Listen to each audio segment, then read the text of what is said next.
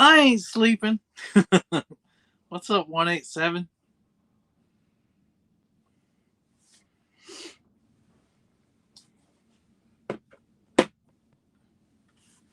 Hopefully, this I'm using StreamYard, so hopefully everybody can hear and see me. Just kind of cleaning up a little bit. Hey, Bexy! Um, hmm. Wondering. I'm using chat, so I'm trying to figure out. I don't know how I can post stuff in here.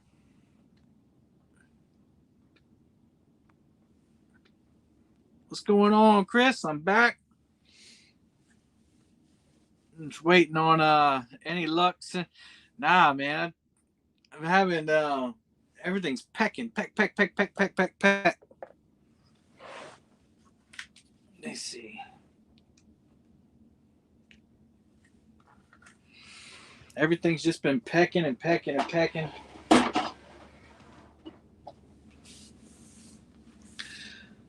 What's cracking? Aaron. What's going on, guys?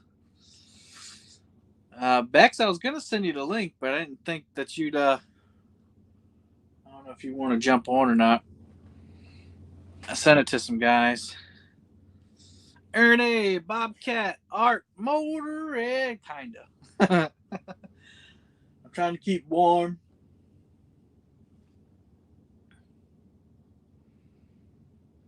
Thanks. Getting ready to crash? No, I'm good, man. I was in a couple other live streams, and I I was telling them that I ate some carbs, so I'm kind of wired. The bite is really slow. I got a lot of pecs and stuff. Big skip. I'm using StreamYard, so it's a little bit different. Looks way warmer than I was tonight. But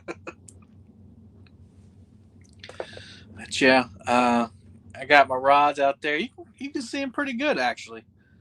It's not bad. I wonder. Let's see. Post comment. How do I do this?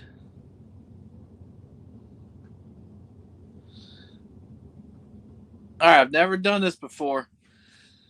I posted the stream link in chat. Remember what kind of channel I run? It's a Christian channel with high moral standards. So if I don't recognize you, not showing the logo in the top right corner. Let's see. There we go. There it is. Now I put it up there. That's cool. This is the first time I've used StreamYard on my phone. No cussing. That's right. Try not to click the wrong thing. Okay, cool.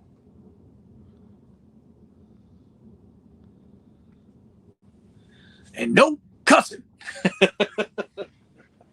I remember that commercial. Trying to find my headphones. 13. PG-13. Nah, let's keep it PG. I threw out the baits while I was on Stan's channel, but I've got picked and nibbled and all kinds of stuff since then. So I might check them in just a second. Give me a minute.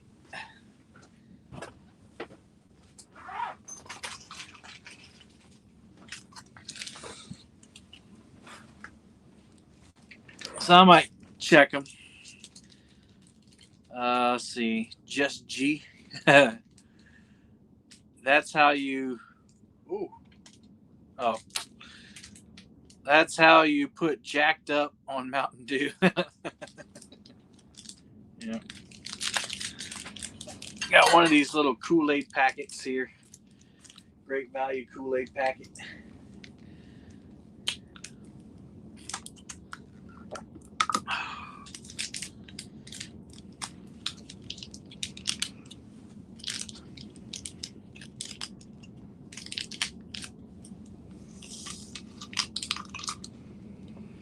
Jeremy, yes, I'm back. I am back.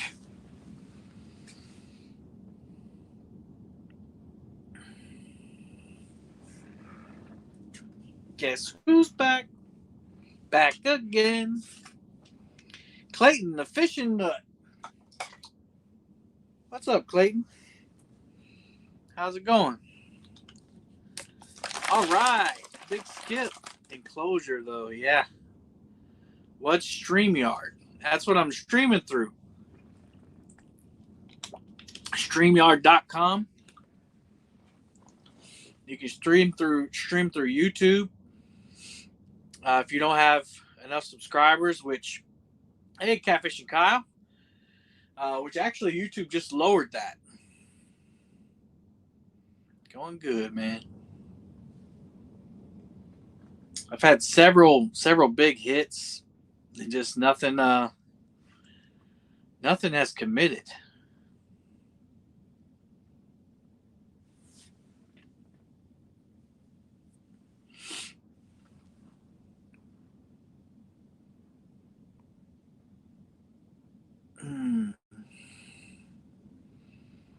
Trying to make sure that I'm not missing nothing here. What was for dinner? It was the Mountain Home. What you call it? Mountain Home. Let me just read it. Fettuccine Alfredo with chicken. It was actually pretty good. It was nice to see that young guy on Tuesday night teach the youngsters. Yes. You know, been to CatCon. I'm thinking of going. It's a long ride. I'll be there. It's a long ride for us too. It's about 10 hours. It's not so much about the stuff that's there. It's about the experience of meeting people and like rubbing elbows and having a good time. But yeah, there's some great stuff there, and you don't have to pay any shipping on it. So if you're needing some rods or some bigger items, that's the place to go. I need to email you and see about some stickers, Bob. Hey, Nick, is it cold out? Yeah, it's about 35 degrees, but I'm in the enclosure and I got the buddy heater right here under the table. So I'm good. Yep, I went live tonight through YouTube for the first time. I saw you. I saw the notification anyway. I saw the notification. Hope you caught some fish. Long drive from Texas. I have my photography logo that I'm going to change up a little bit for the fishing. Nice. Where's it at? The Catfish Conference is in Louisville, Kentucky. Louisville.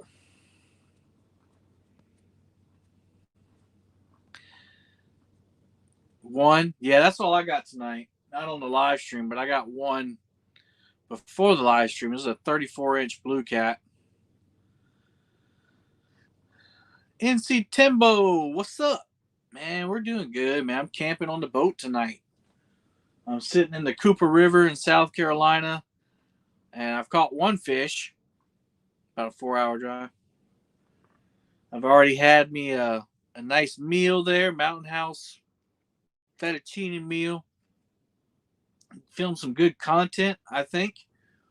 And I got the buddy heater rolling. I got a cot in the back, and I got a sleeping bag there for when I get tired. And I'll just pass out, put the clickers on, and pass out, baby. Living the life. It was tiny. It happens, man. At least you didn't get skunked.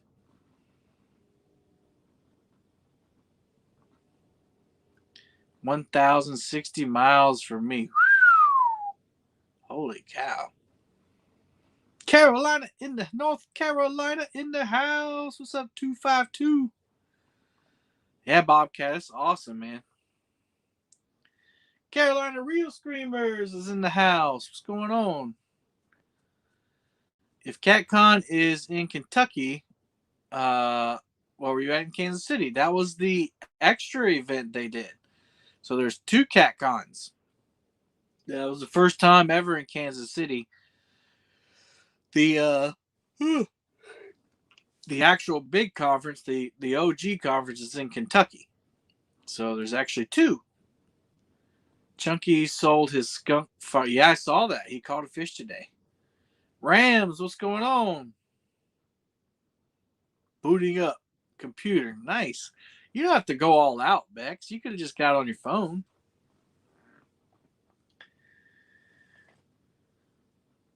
How's the fishing? We got one from earlier tonight. But otherwise, it's been a lot of dink taps. I had one that was I got one that was really good takedown, really good pull, drag, and everything. But when I got to the rod, he let go. Kevin, do you use the buddy heater for cooking? I don't. I'm using it for heat.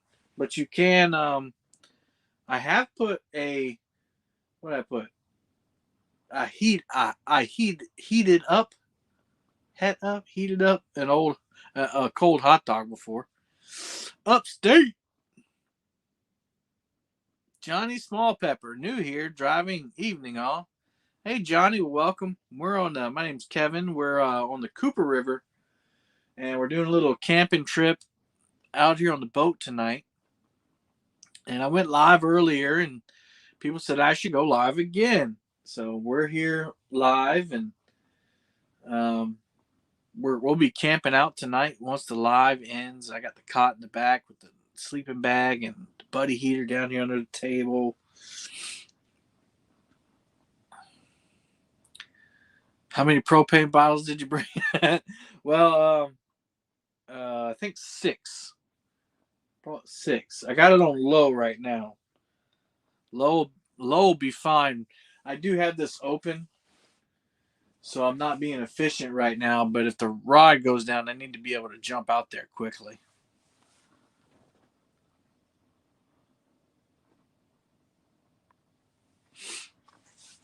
Make sure y'all hit the thumbs up, please. Hit that thumbs up.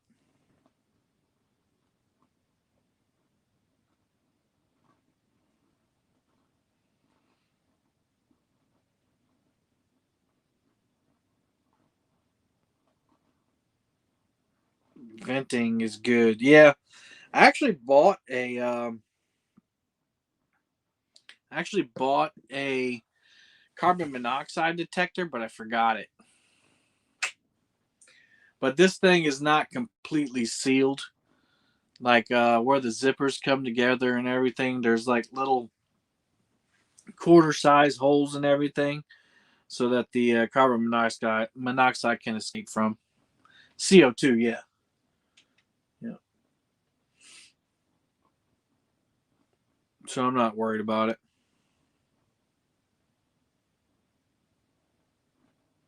Plus, under all the rails, there's a gap so that water can escape. So you got that too. But I did buy one, not so much for the boat, but for the tent when we go tent camping. Palmetto the Cat's the man, the myth, the legend, the fishing king. I don't know about all that. I don't know about all that, but I do appreciate you. I appreciate the sentiment. Oh, yeah, that's right. I can tap on comments. Awesome.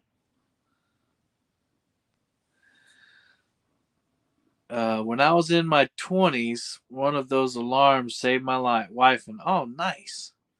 Yeah, I got one. It's sitting on the heat press at the house. Big Cat 72 is in the house. Hey, from Greenville. I used to live up that way. I lived up in Williamston, South Carolina.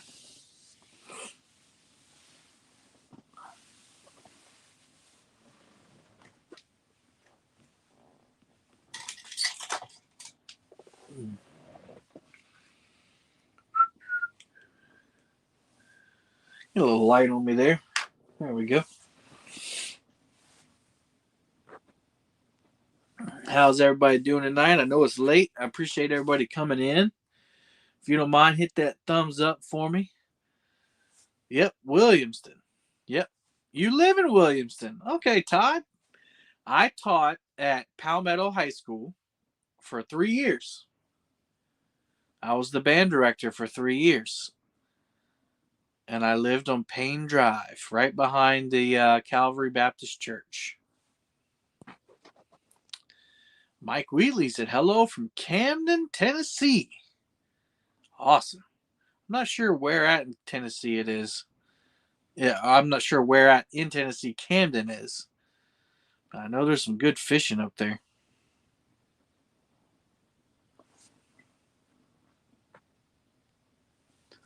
Again, thanks for everybody coming in. If you know anybody that might enjoy the stream, share it out for me. No joke, not yet. Not yet, but we're gonna keep fishing all night. I might not stay live all night, but Big Skip said, feeling a little better tonight. I think the meds are finally taking a hold of this crud. Well, good, man. There's a hose that you can connect a regular 20. Yes, I know. I just hadn't got it yet. Hadn't got it yet. Trust me, I'm getting it though, because I'm planning on doing more of these trips. I'm planning on doing more of these trips.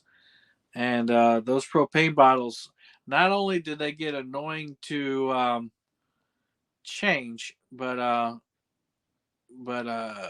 you know, it's expensive. You taught Amanda Thomas. Yes, I did. Todd, I remember you, Todd. How you doing, man? I think I remember you. Yep. How is Amanda doing? That's good. Hey, there's my dad. Boom. Y'all, big shout out to my dad. I said it earlier. He's the reason I'm out here tonight. He came over yesterday and helped me change my leaf springs. They busted and anyway, he came over and we changed them in about an hour and a half. Really wasn't as bad as I thought. Hey, from Wisconsin, 15 degrees here, 1 degree with wind chill. Woo-wee! Better you than me. Let's see. Give a shout out to, give my channel a shout out, bro. I'm a new YouTuber. What's up? NC Timbo Fishing is in the house. I like your hat. Thanks. Catfish Clothing. I got a discount code in the description if you want to pick you up some Catfish Clothing. There you go. Yep, she lived with us. She is married with 2 little girls. That's awesome. That's very cool. Yeah, I remember Todd. It's all coming back to me now. I don't teach band anymore. I'm an assistant principal now. But yeah, we had a good time. That was some good times back in the day. George White, what's going on, George? Hello from Del Barton, West Virginia. You saw that, Kev. Hi, Dad, Palmetto. It wasn't under warranty. The dealership would not do anything for me, so I called the Road King hotline, Road King headquarters, and I told them what was up. I said, "Look, this trailer's only a year and a half old, and the leaf springs completely exploded." And I sent him a picture, and he said that he would talk to the guy in charge, and they said they'd extend it for me. And then they sent me a new. They sent me a new leaf spring plus the hardware for it for free, and shipping. They paid the shipping. So I bought another one, so that we could change both leaf springs. Let's see. Thanks for whoever got that troll. Hey, Chrissy Brown. Dad said, hey, everybody. Hello from Smiths Grove, Kentucky. Oh, thanks, Todd. Yeah, she's a good kid. I remember, well, not a kid anymore, but back then, she is a good, she's a really good kid. Talented. There's saying, hey. Let's see. My catfish. I got a catfish heavy jacket, and wow, that liner is nice. Yeah, I got mine under the seat right here. Troy. Hello, all. That's a new name. Welcome. Will Vera. Awesome. I'm an old school tuba player and an avid catfish lover. Love the tune, and the enclosure is awesome. Thanks, Will. Yep. I played tuba myself. I was in a drum and bugle corps called Phantom Regiment for 3 years, and I taught band for 12 years. Hey, Kaz, how you doing? Good to see you. Howdy, howdy. Monster catfishing. I love it. Love the name. Marvin Mangum. What's up, Kevin? How you doing? I'm doing good, man. I just finished my dinner here, and we're just waiting on the fish to come by. Just a bunch of dink taps. We're on the Cooper River in South Carolina, and I got I got herring and mullet and one piece of chicken out. I'm pretty sure that a couple of those dinks have pecked the bait off, but we'll check them in a little bit. Let's see. Got another bot there. Bobcats on them. Let's see. How do I'm trying to do this from StreamYard. It's weird. No fishing like Steve. No, not yet. But I'm trying. It kind of reminds me of that very long stream you did. It's the exact same spot. That's the only spot. Uh-oh. There we go. What's up, Kevy? Boom, boom, boom, boom. Let me mess with the layout here. There we go. Let me turn my volume up. Una momento. No real loss. I mean, not no real. Well, no real loss, but never lost anchors. I got my never Kevin, lost how anchors you doing? hooked in right now. I'm good. Yeah. Trying to catch up. Krispy Kreme and bacon. No. Think over stinks in the house. Bobcat played trombone. Richard Summers. Looks like a fun time. I haven't spent the night on a boat in quite some time.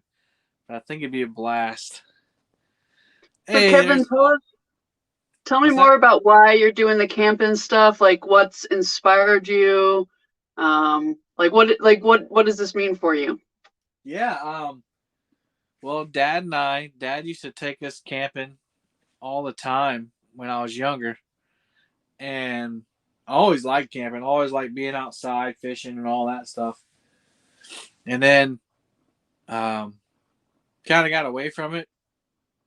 And when I met Anna, we started camping again. I don't know why we started going. I think we just got together with friends. Oh yeah, that's right. Me and my friend Gavin used to camp in college all the time. And so then Anna and I met, and I took her on a camping trip. Well, we got married, and she agreed, and I guess we both agreed that we would do our honeymoon on a camping trip, and so we did. Hey, Alvin. And so then every year after that, we would go on a spring camping trip. Anyway, so COVID kind of ruined that, so we haven't went. We ended up coming to DC instead of going to camping last year, and so we're hoping to get back to it this year. But I got the camping bug, and me and our pastors from church, we went out camping on that island, and that was a blast. Yeah. And so ever since then, I've just been like, I want to do it. And And then catfishing is getting kind of it's getting cluttered. There's a lot of fishing channels, so I wanted to do something different. So just one, Sandra. I'm trying to be a master angler like Sandra. But You anyway, are a master angler. I'm about to drop the video from the last camping trip, probably Tuesday. And so it's finally cold enough to camp in this enclosure. So that's what we're doing tonight. Sick setup, by the way. Thanks. Yeah, I'm very jealous of that. You didn't have to get all fancy with the computer and everything. So I'm actually on my phone because my computer is not even working. But I was like, Kevy sent me a link. Yeah, I have to come. I've never done StreamYard from the boat, so this is a first. Actually, I've never gone live on StreamYard on my phone at all. So this is a first. It's a good little test. Mm-hmm. Especially as you do more of these camping things. I mean, you and I have talked about the camping stuff, and I'm really into just kind of like, I know it's funny because we're going to be bringing cameras and we're bringing all the technology and stuff like that, but there's something that just seems so I don't know, self-care about like getting out there in nature and just like experiencing it overnight, a couple of nights, whatever it may be. Yeah, and the cameras just add an extra thing to it. Like, if I didn't have to film everything, it would probably be a little more relaxing.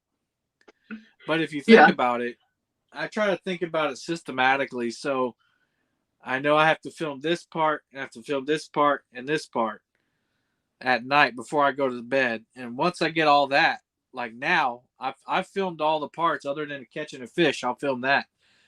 But I've already caught a fish today on the film. I've cooked dinner. I've got B-roll. I've traveled to the spot. It becomes easier the more you do it. And I think the more I do it, the more systematic I'll get with it, and the easier it'll get, the more relaxing it'll get. More second nature. Well, Sandra, you sent me a banana earlier today, so that's probably what's wrong with me. I'm shook. I love Sandra. Yeah, I don't have the shrimp tonight. I went on Steve's channel last week or earlier this week, man.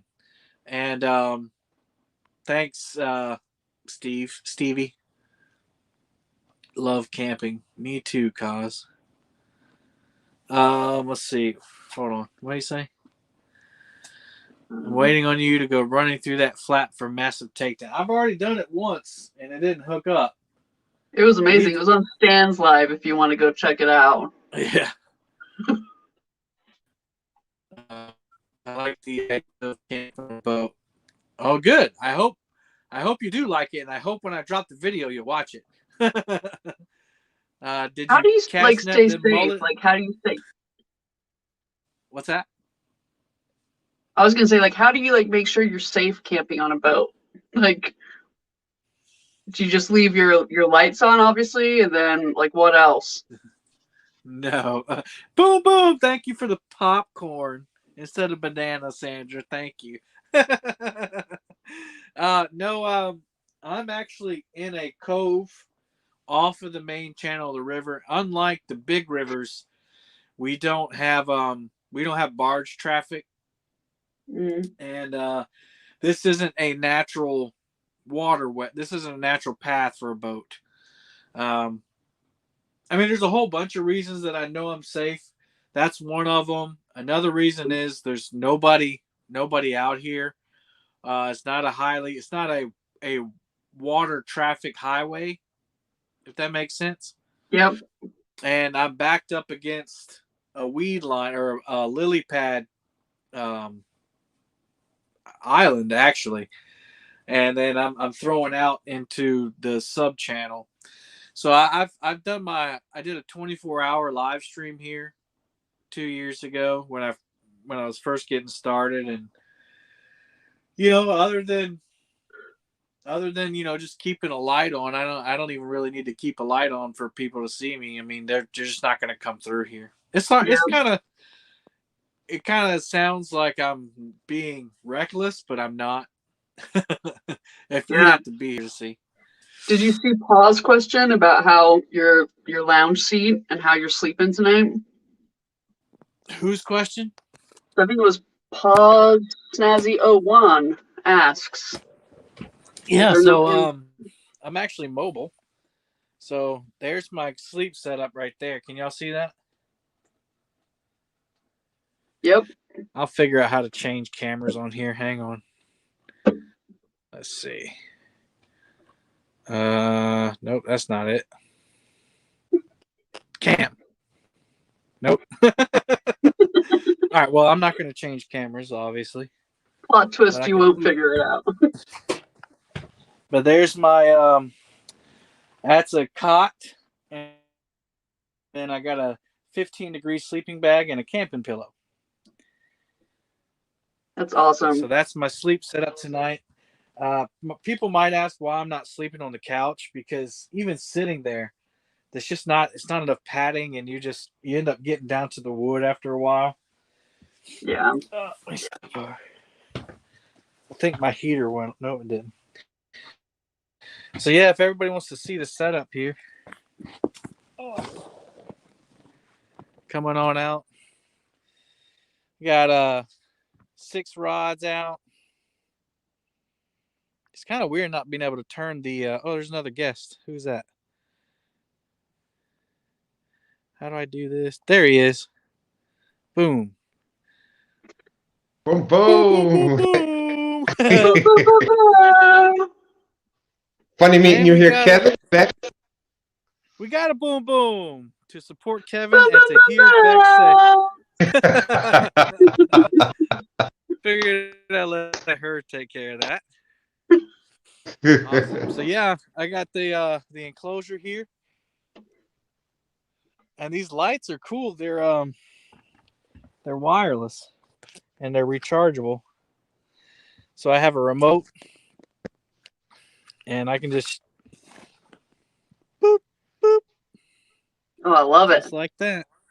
If you get 4, you could do boom, boom, boom, boom as you turn them off and on. Uh oh. I'm missing Wait, them. let me try. Let me try this one, Bex. I watched you. I literally did listen to you do this over and over and over again. Boom, boom, boom, boom. Boom boom boom boom. Motor red. That's that was good. Awesome. I Well, you really, guys, I want you guys to kind of take over. I'm gonna make sure I still got bait. Yeah, do it. well, Cool. Go for I it. think Bex and I have done this maybe once or twice before, right, Bex? It's true. And when Kevin sent the link, I was like, you know what? I'm getting out of bed for this. Yeah. Well, you know what? I had gone up. I'm like, well, it was a pretty good night. Kevin was on, came up on stand day, and we were talking on. That's like, this is pretty great. Then all of a Yeah, sudden, I see the link, and I'm like, well, I'm going back live again. I love it. I love it. And I am glad. It's great to talk to you. Yeah, it's Thank been a you. while Thank since I've seen you. I'm so glad you're doing No better. bait. No bait. Give me one thank second. I'm gonna close my door. I'll be right back. Sure, Stand sure. on your own. You can handle this. I'll be right I'm back. a little nervous. I'm a shy kind of person. So, hey, Sandra, how you doing out there? Great to see you. Kaz, how are you? That's a whole lot of booms. Boom, boom, boom, boom, boom, boom, boom, boom. Bobcat Outdoors. Bobcat had a great live earlier today. Thank you, Josie. Joe Ziegler out there. It's great to be back. I ain't 100 yet, but I'm close. I'm about a 90, 92. You look like you're at the bit where you feel better, but boy, are you tired. Yes. But hey, you know me, I'm a big believer in this smiles, laugh. That's the best medicine, and I'm actually getting more energized the more that I'm on tonight. So. Yeah. Well, I have something to energize you. I got my first haircut at a salon since COVID started, and I'm very Wow. excited about it. So it's mohawk in the front, mullet in the back. Well, it looks good. I like the color looks nice there too. Oh, those are my George Clooney grays. I like it. I like it.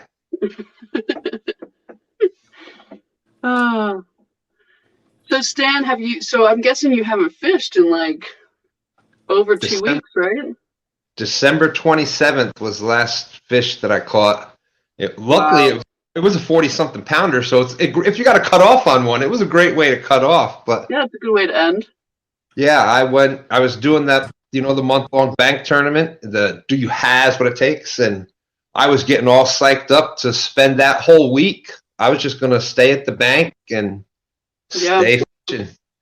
I was going to go do like a 36-hour live type deal, and I got that fish on the Monday night, and Tuesday when I woke up, it was like, man, I don't feel good. And by that afternoon, I was just like nauseous and just like not with it, didn't know what was going on, and just bam. I mean, it hit like that, and then I was like nauseous, sick for 2 weeks since the 27th. Oh, that's rough. That's really rough. But I'm thank God, all the well wishes. I couldn't even. Every once in a while, I could watch for a little bit. Wow. I couldn't chat. Like, I couldn't even chat on YouTube. I watched a little bit here and there in between, but a lot of times I couldn't even see chat. I was just so dizzy and things. Well, you were missed, man. You were definitely missed. I'm seeing Paz is here. I'm seeing Troy saying, "Don't forget the charger." Troy, you know what? When I saw, I wasn't feeling too well myself yesterday, Stan, but nothing like what you went through. So Steven went live on his own, and he forgot the charger of all things. So he just let the stream go. And yeah, he's in trouble. He's in trouble. Well, don't be too hard. It happens to everybody. I've been known to forget a thing or two here or there. Yep. Let's see. Hey, there you go. Never lost anchors. Best anchor in the game. We got Curtis in here, Annette, Bobcat Outdoors. Some good people in here. Yeah, awesome. When Kevin, I got the link and I was like, man, I hope Bex is up there. I haven't talked to her in a while. I always love talking with you. I know, David. He was freaking out.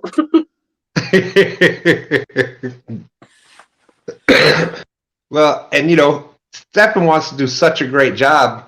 He wants to entertain, and then to make a mistake, it's like, let people down.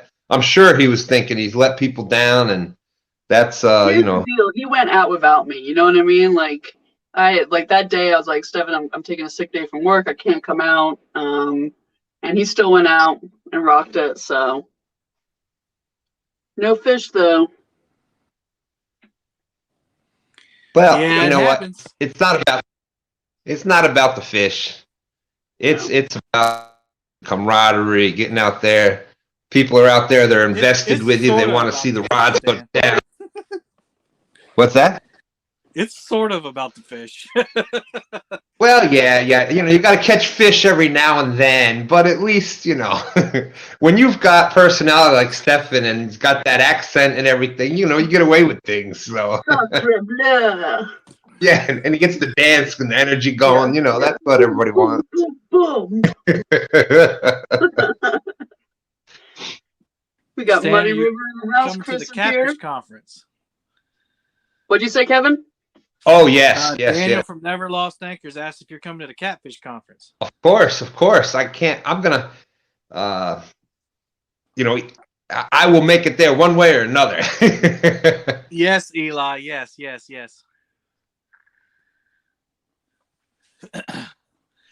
Has Life is in the house, Andy A. And I think Bex will be at the Catfish Conference too. I will be there. No matter what, I'm going to be there. I'm far too excited about this experience. I'm going to dance next to all the gear. I won't even do live reviews. I'll just dance in front of it all. I'm about to show y'all how far a blue cat rod can fly. Yeah. We got a troll in the house, Muddy River catfishing. Troll alert. Got to pay the troll fee for that one. Kevin, how many rods didn't have bait? Huh? How many rods didn't have bait? 2. 2. Yeah. Now there's 2 of them out there with some old herring on them, but they still got a little bit of juice in them. Let them soak. Alicia said, I can't wait till CatCon. Yep. Kaz says We gotta she can't do wait to meet TikTok everybody. dances. The TikTok, my granddaughter gets me doing those. Brad, you won't be disappointed. Never lost anchors. That's the only anchor we use in the James River. Eli, let's leave like personal names and stuff out about my work. I appreciate it, buddy. I don't know who you are, but just rather keep my work stuff at work. Although a lot of my kids do subscribe to the channel. They've all been pretty cool about it. Yeah. Keep laughing, Chris. I just sent Elston a picture today from that spot and said, no rod here. Ha ha ha. Oh, man. I think Chunky sabotaged you with that rod, Kevin. I don't know. It's my own. I think it was my fault. I mean, because we took the car, I had to take them apart and put them in the car, and I didn't secure it enough. And then I did what do they call a Happy Gilmore cast. I put everything I had into that sucker. Yeah, I was aiming for the other side of Potomac with that one. Yeah. And of course, that's what Has puts in the song. So, Mm-hmm. Yeah. We waiting on a takedown. Take down. Waiting on a takedown. Takedown. Oh no, it's time. Takedown. Let's see. If you ever haven't got a never lost anchor, you're wasting time and effort messing with others. Triple double never negative. Lost is what I use. Don't you have a never lost hat? There it is. The only time I've ever seen a never lost anchor get lost is if somebody forgot to tie it to the boat. The only way you're losing. Yep.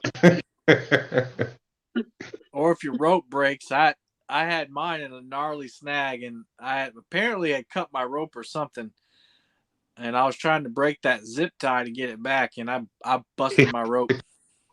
Mm.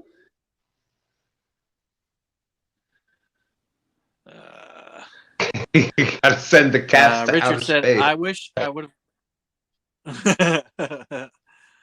Yeah. There's always next year. There'll be more. There'll be more conferences. And they're not accepting nomination. It was nominated. There was a lot of nominations for it. But I would say blooper of the year was probably, in looking at the Golden Whiskers Facebook page, there was probably more nominations for blooper of the year than anyone else. It's funny, that kind of I mean, however you want to see it, it kind of hurt like the nominations, because there were so many different ones that a lot of them didn't get nominated enough. Yeah. Let's see. Did Kevin ever beat your boat after tide? Kevin ever beat your boat after tide? I think she's saying, I don't get. Like if you were anchored up and on a high tide and then it went to low tide, been where it's gotten so bad that you were actually beached? No, I've come close though. There was a time last year where I was fishing in the back creek which is right over here. Actually, I'm going to do a camping trip there too. But that'll be one of those places where I have to watch that because the tide will fluctuate 5 foot, and so I ended up with the back part of my right tune on the mud. I always put my motor up so my motor doesn't. Oh, I just saw a falling star. Oh, that's awesome. Squirrel. Yeah, shiny. Literally shiny thing that time. I had to put my trolling motor in high and get on the front of the boat and rock it off the side. Let's see, Mr. Flagger. No, I had takedowns. Yeah, I did catch a fish today. It was before I went live the first time, but we've had a bunch of takedowns. Nothing's hooked up though. You had a big one earlier, right? Yeah. Let's see everyone is invited to come hang out with me at the Bass Pro Pyramid Monday, February 21st. Where's that at? Is that in Texas? Is that in St. Louis? Isn't there there's a huge Bass Pro Shop somewhere. It's actually up here. Yeah, he's traveling. So Chris is actually going to start traveling. He makes a whole big road trip out of CatCon because he has to drive that trailer from New Mexico. So he likes stops and stuff. That's what I thought. That's good luck. Takedown's coming. Okay. She is asking, have you ever went to sleep with the boat in the water and woke up? Yeah, we got that. No, not yet. Sandra said, I had to wait a few hours until I can get off the sand. Everyone was upset, but I wasn't getting started fishing. Yeah, I had a friend. He just passed away, at the end of last year, right after Thanksgiving. And he went out. He fished the Ashley River a lot. There's a lot of pluff mud out there. And he was fishing and fell asleep in the boat. And he woke up. And there was no water around him. So he jumped out the boat. Well, the thing about pluff mud is, like, there's no bottom. So he jumped in, and it was like quicksand and went up to his waist. And so he had to just sit there in the boat. Looks like we got somebody else popping in. Who that? What? Oh, shucks. Memphis, Tennessee is where that Bass Pro is. There you go. Yeah, Brad, I met a bunch of people at the Kansas City one, but this one seems like, everybody's going to be there. A lot of people say they're coming.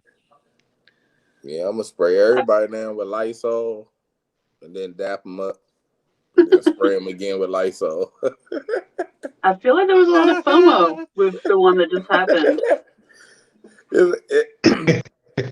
They already talking about getting bail money put together to the side and stuff like that because we're going to have so much fun. I'm like, okay, if we're going to have that much fun again, maybe there should be some bail money. Kevin giving trophies and stuff out. He giving gold plaques and stuff. Somebody might get robbed for one. Do you get security with that, Kevin looking on his phone. He's stuck. No, I was waiting for Stan to read that. Stan, that's Dewani. Remember I told you we were watching your sturgeon fight in my office? He was the other one watching it with me. Well, thank you. I appreciate that. That was an awesome fight. Kevin, you email him that. You don't just show that on the live stream. Oh, you mean this sturgeon right here? That one? Just when I thought I missed him. Hey, man, I missed doing that. How you doing, Bex? Oh, Brian B. I want to beat you, man. You just got me fired up tonight. I'm like, I'm currently on a treadmill. You just can't tell.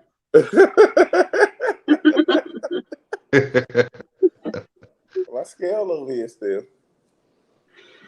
And So and there yes, there will be a YouTuber booth. So everybody that can come down and you can bring your cameras. And Steve even said that you can bring merch to sell. Ooh. So I don't know, or give out or whatever. I know a lot of people like do third-party merch, but you know, a lot of us have stickers. So if you have stickers down there, you can bring those down and give out. Make sure I have See. plenty of them. I'll be doing autographed pictures. No.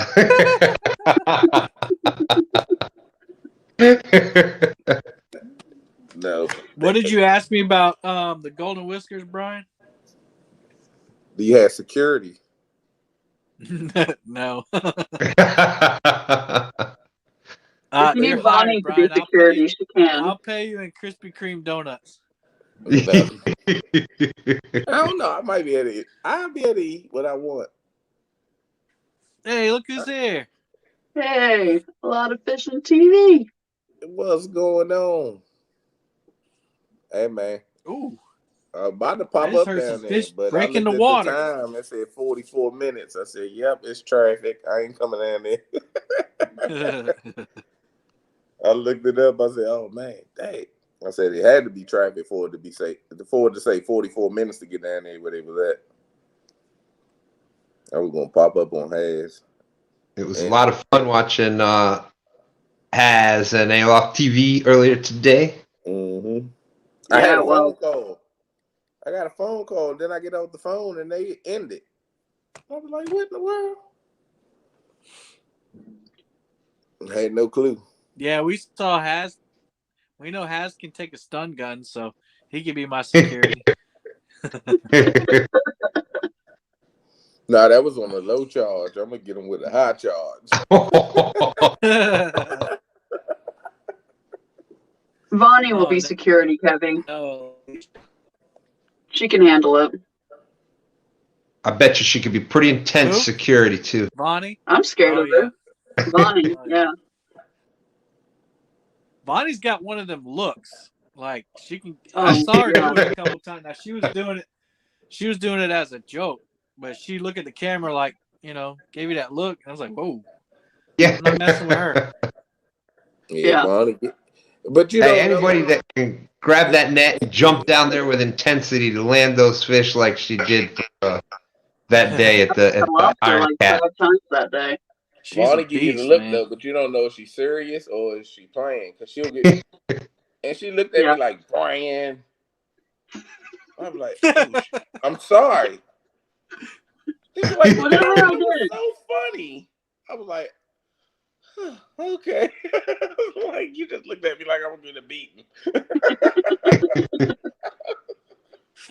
Yeah, man. One of the ways that I learned what CatCon was from people like you, Kevin Baker, that had a GoPro at the conference and walked around and filmed everything. Because I had no clue. So yeah, definitely bring your GoPro, man. Has said I'm gonna jump start this weight loss with the stun gun. If it works, I'm hey, coming what he over. say? Bex, what he say?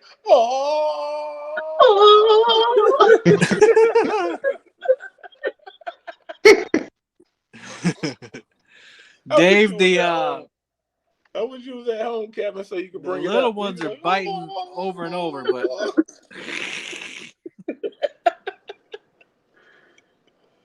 flat on his face. Oh no, man! I got like the deluxe cot down there. No, I just wanted you to be home so you could bring that video up that Has fell on his face when he got shocked. Oh, too good. When he got tased.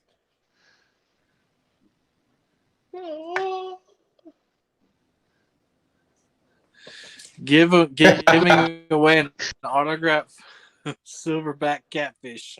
I don't want no parts of that. Actually, Bonnie used to be security at the 930 Club in DC.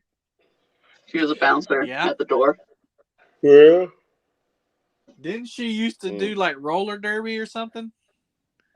Yeah, I did it for a little bit. I was terrible, but Vonnie, her name was Helena Handbag, and she's a scary woman. I love her dearly, but I'm afraid of her. Blink twice if you need help, Bex. That's why you hiding in the corner now? That's why my office is in the closet.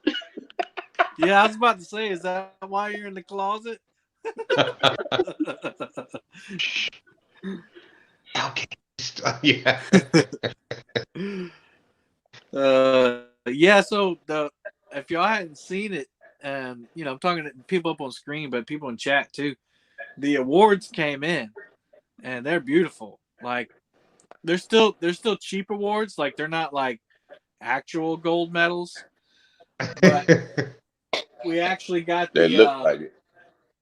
I got Blink. the what you call it, Golden Whiskers logo on it, and it costs a little bit more to do that. But I had people that were sponsoring awards help me do that, so it was like $550 or something like that. But it was awesome. They They look look good.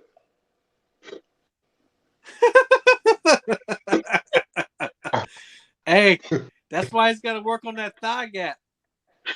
Oh my god! Look here, little PV guy. You watch it. Little PV guy, man, you pulled that out of your purse. You talk to me when you get 70, okay? You really pulled that out the deep end of the purse. right next to the leftover macaroni and cheese. Oh. Let's think of something. Hands always picking on me. The video, Kevin. He get one good day of fishing and he think he doing something. So I'm gonna let him have his day today. Who, me? No, Has. Oh. I wish I had I was about to say, when was my good day of fishing? I ain't had one yet.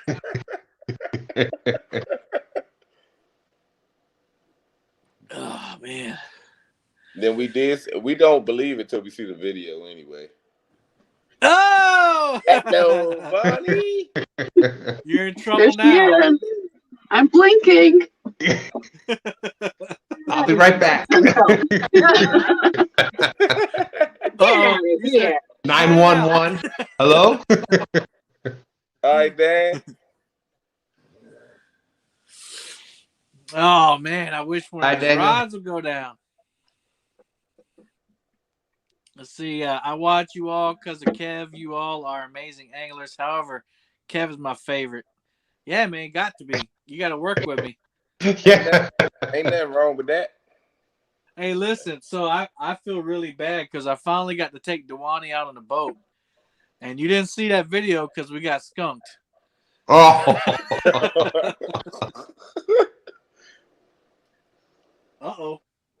That green So rod you got should put hit. yourself on big screen so people can see the rods, and then put us down on the side. All right. Let me see. David Smith said Bonnie broke through the door. How did you do it? Yeah. I know they're talking about me. I thought she came down from up top. She said, sure. Yeah. Spider-Man. Motor in. That's a cousin. You have a great night. Night, Daniel. I know how to do it on the computer. There we go. There you go. There you How go. about that? Yeah, Right. people are here for the rods. We're the same Well, format. that green rod right there. Nope. Which way? That way. That one got hit just now. That's a pretty setup. Yeah. That is. 7. Yep. When I grow up, I want to get me a boat like that. That is a beautiful boat. Well, you're all welcome down anytime. I recommend Kevin being able to be nominated for something and come next year. Well, and I'll let the cat out of the bag on that. Hold on. No problem getting skunked. My brother was a fellow. Yeah, we had a good time. Oh yeah, we had a good time. When you fishing, that's always a good time. Yeah, yeah. We didn't really stay out too long, and it was just one of them bluebird sky days with the current was running and the grass was going. It was just one of them days, But so next year, and I'm thinking about doing this, not so I get nominated. That's not the reason, but you reminded me of that. I'm thinking about doing a nomination panel next year.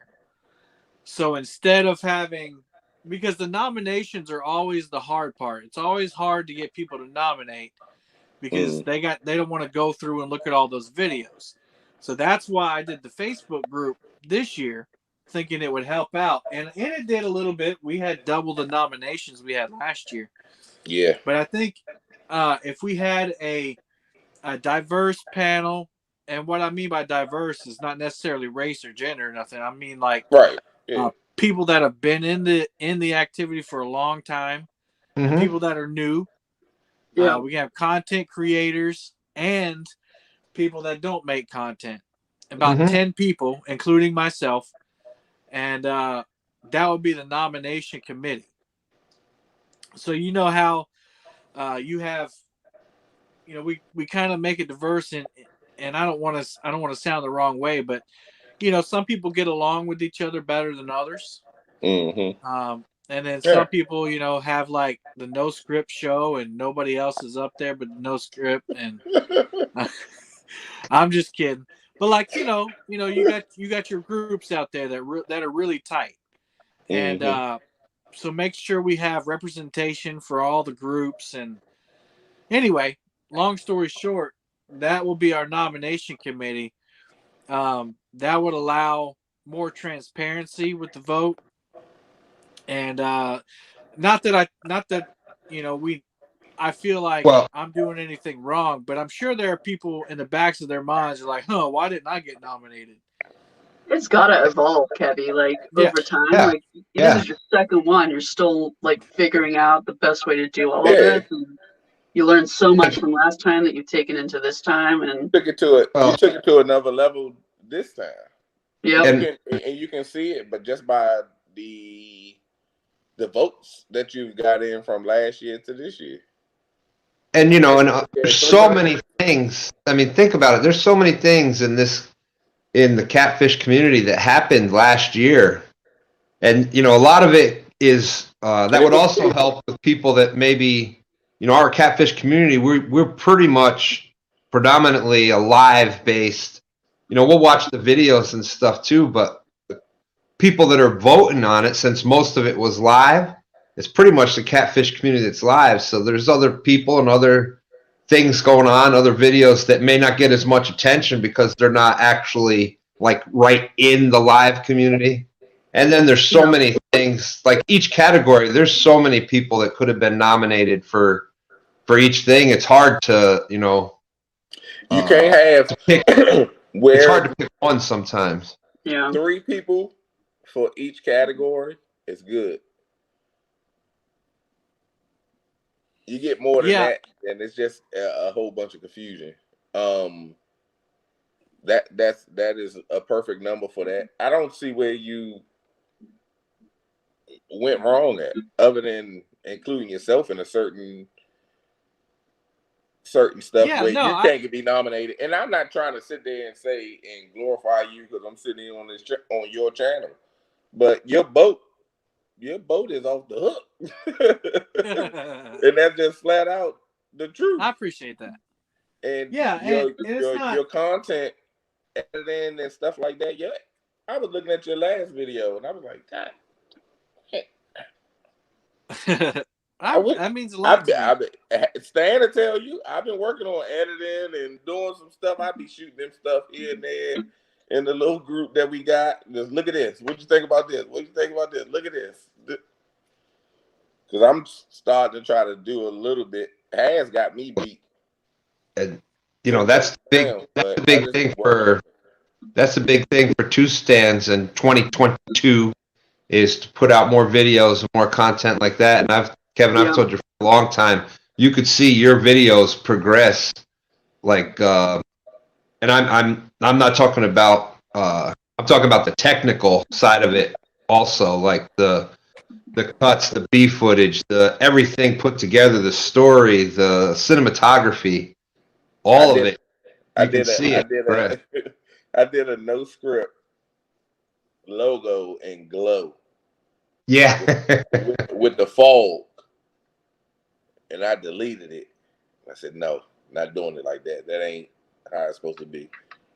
And then I go back on YouTube, and Kevin had the thumbnail, and he's standing there in the fog. I said, God dang it.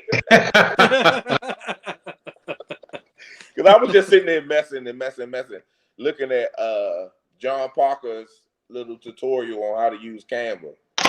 And I just started messing with it. I did that, and I deleted it. Like, nah, that ain't gonna do it.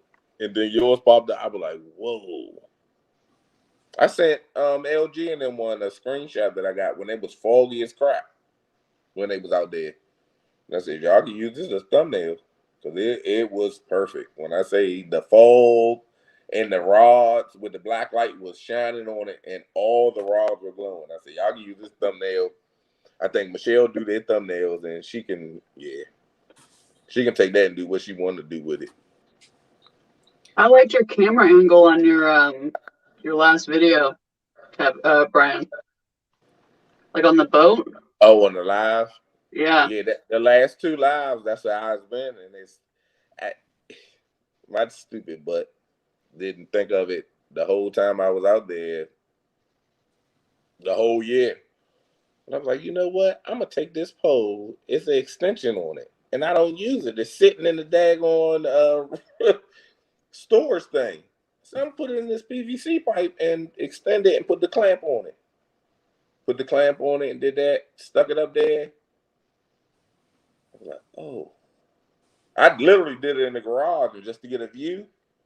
Like, I think this is going to be it. And Chunky was like, that is a perfect view when I first did it. I said, if Chunky say that's a perfect view, I know it's good because he wants to see the rods.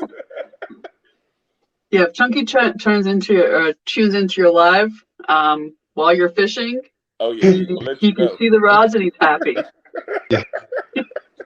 That's why I say I hope Chunky is happy with my rod view. He has to see the rods and he's got to see you talking. He doesn't like when you're talking off camera. But I had to do it. Chunky caught a fish today, so he's going to be real confident next time you see him. He kissed it too. He kissed the fish. I saw that. Yeah. Oh, I got a picture of it. Anyway, but I was thinking, all right, see you, Bob. And I appreciate all the comments. Alicia, I appreciate it. David, I appreciate you. But see you later, Bobcat. And that would the committee would allow me to get nominated, but I'm not worried. That's not why I'm doing it. I want to do it for transparency, y'all. I mean it when I say that. I don't need an award. Like, just doing all this is my reward enough. I get the views from it.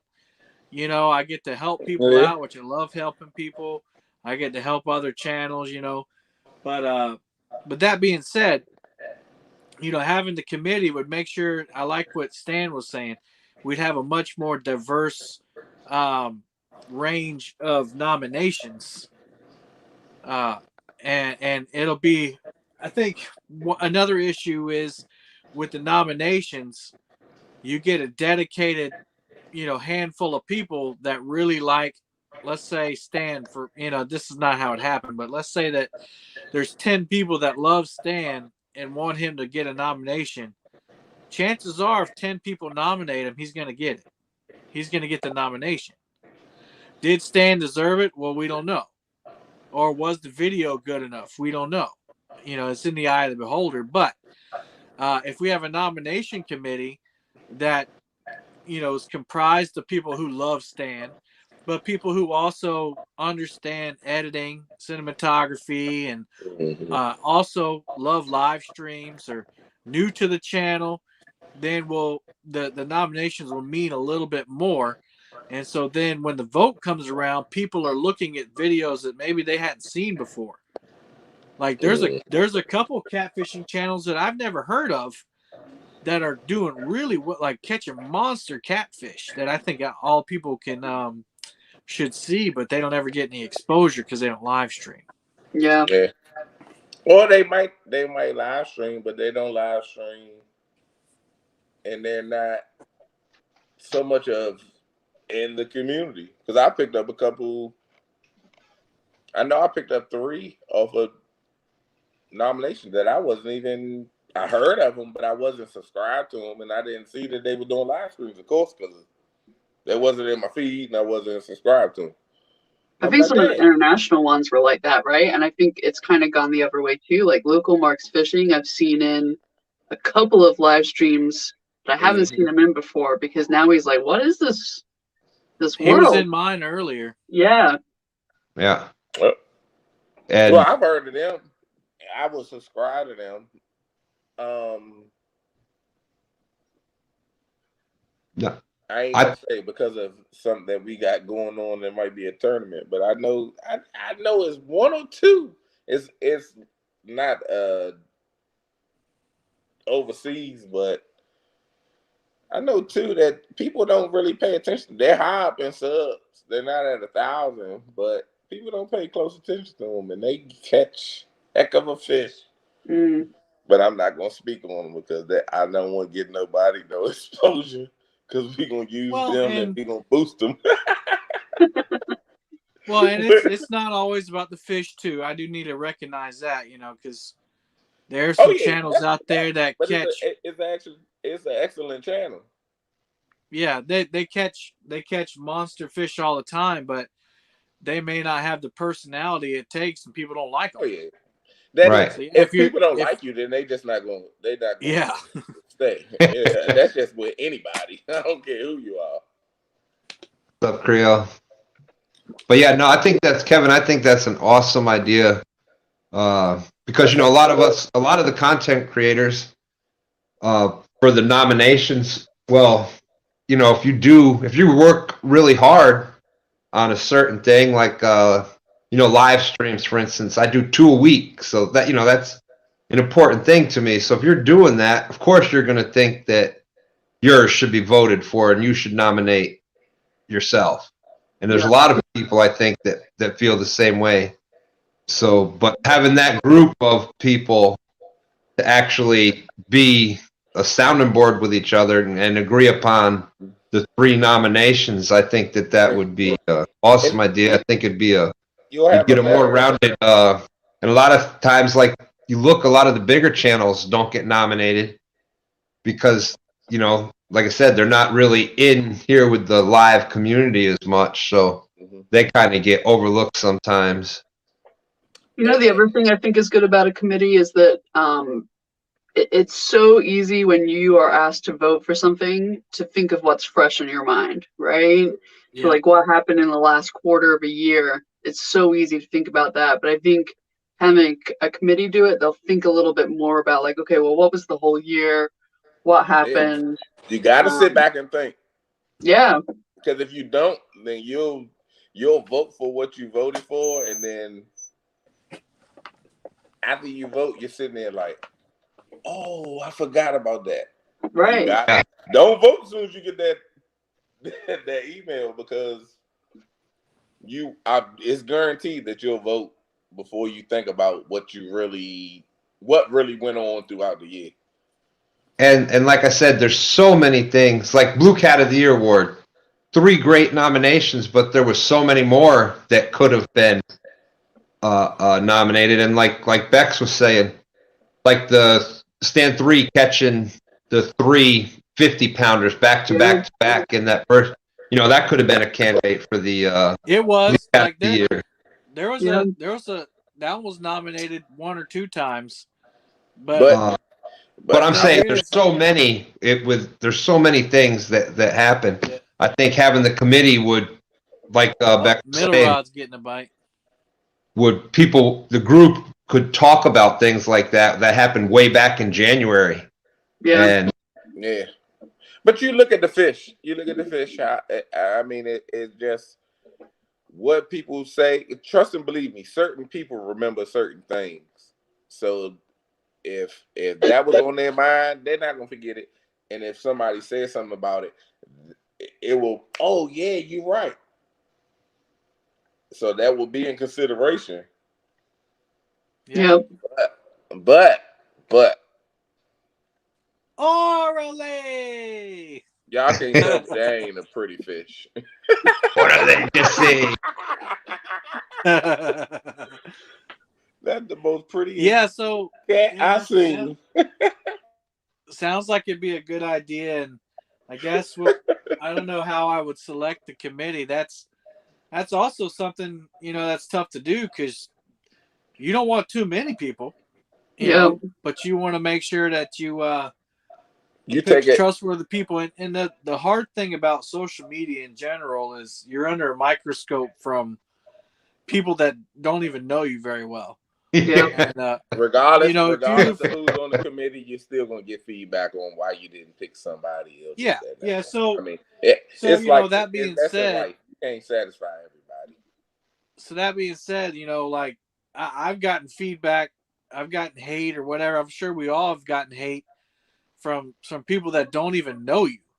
They don't like actually know you. They just seen a video and they interpreted a word you said to be something different.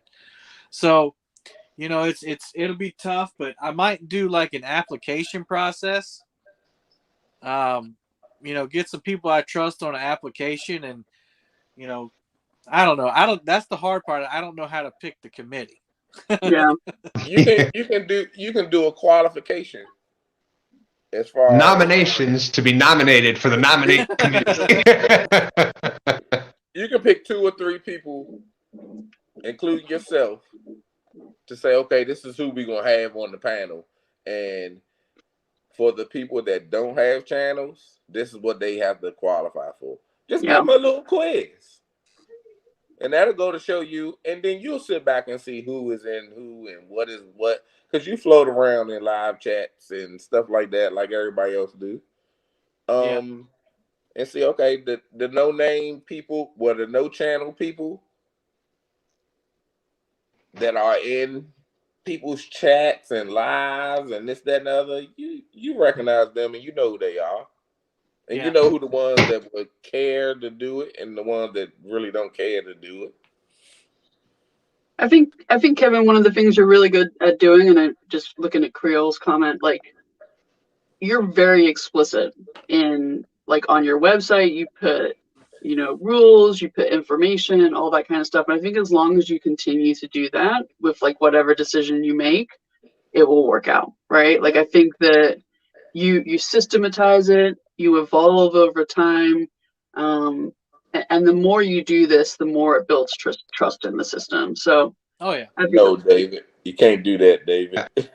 Yeah, I think the committee is an awesome idea. I think that, like I said, it'll expand the nominations and the different people that will show up in the nominations, and I think it's a great idea. And just like the actual the way that you spelled out what you had to qualify for that category, it had to be display the characteristics and what was the word that you used, consistently. Well, I want to speak to that too, and that kind of people are people. Let's just go ahead and say that. And so, as the only person that sees what people are nominating, it's kind of disappointing sometimes because I put those descriptors out there, but nobody read them. Not nobody. The majority of people didn't read them. And so I kind of had to throw them out to the window. I threw, so some nominees got voted so much that I couldn't throw it out because I knew it was going to be an argument, So I let it go. There was one or two that I was worried about that are in the community. Well, not in the community, but a YouTube channel that I had, it was non-negotiable for me. But thankfully they didn't get nominated. Right. But that's what I want to take out of it is, if somebody nominates somebody and the committee's like, really?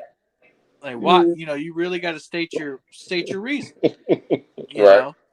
And if they say, well, this person has been consistent, well, then show me the results. Show me why.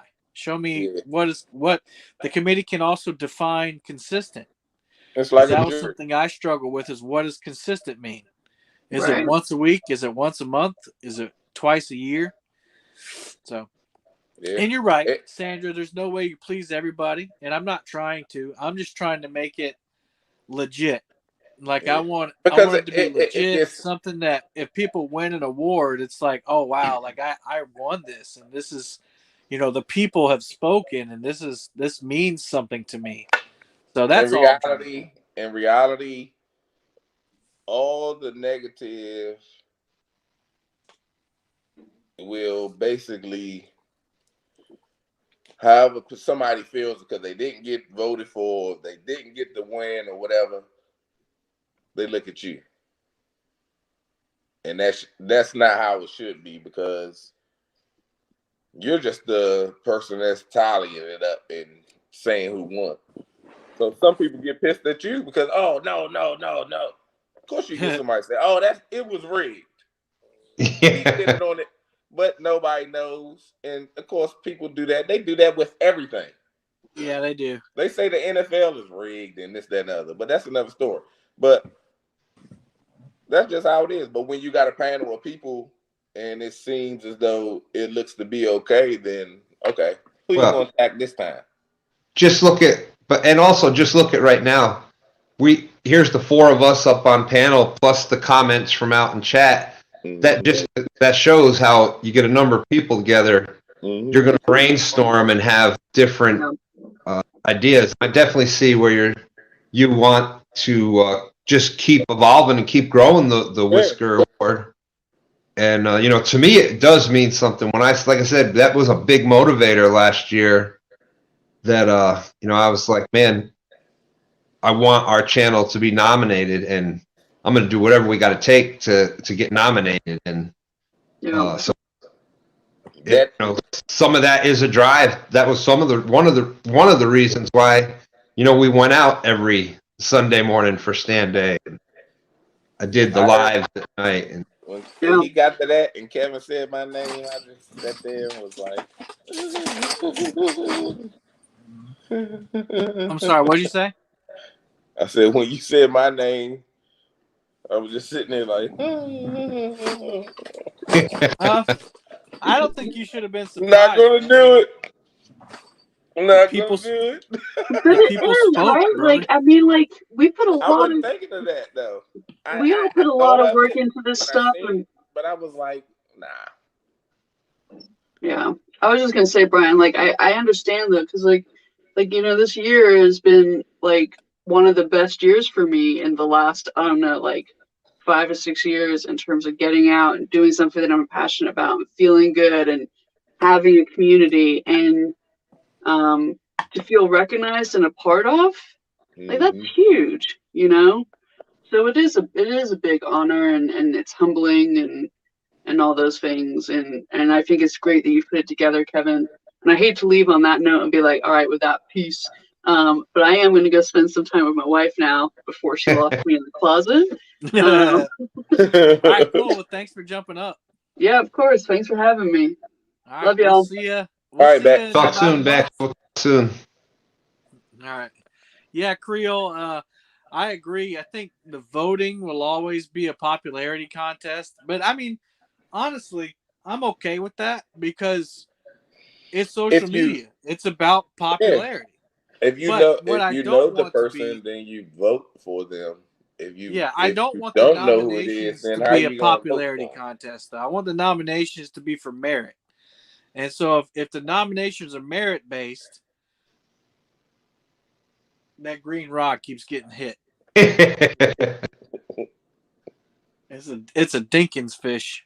Your strip, your zipper is in the way of the tip of the green rod. No, that's Oh not yeah, the it other is, isn't it? side. Oh, well, it ain't going down. It's just If it Yeah, goes go down, we'll you'll see it. yeah.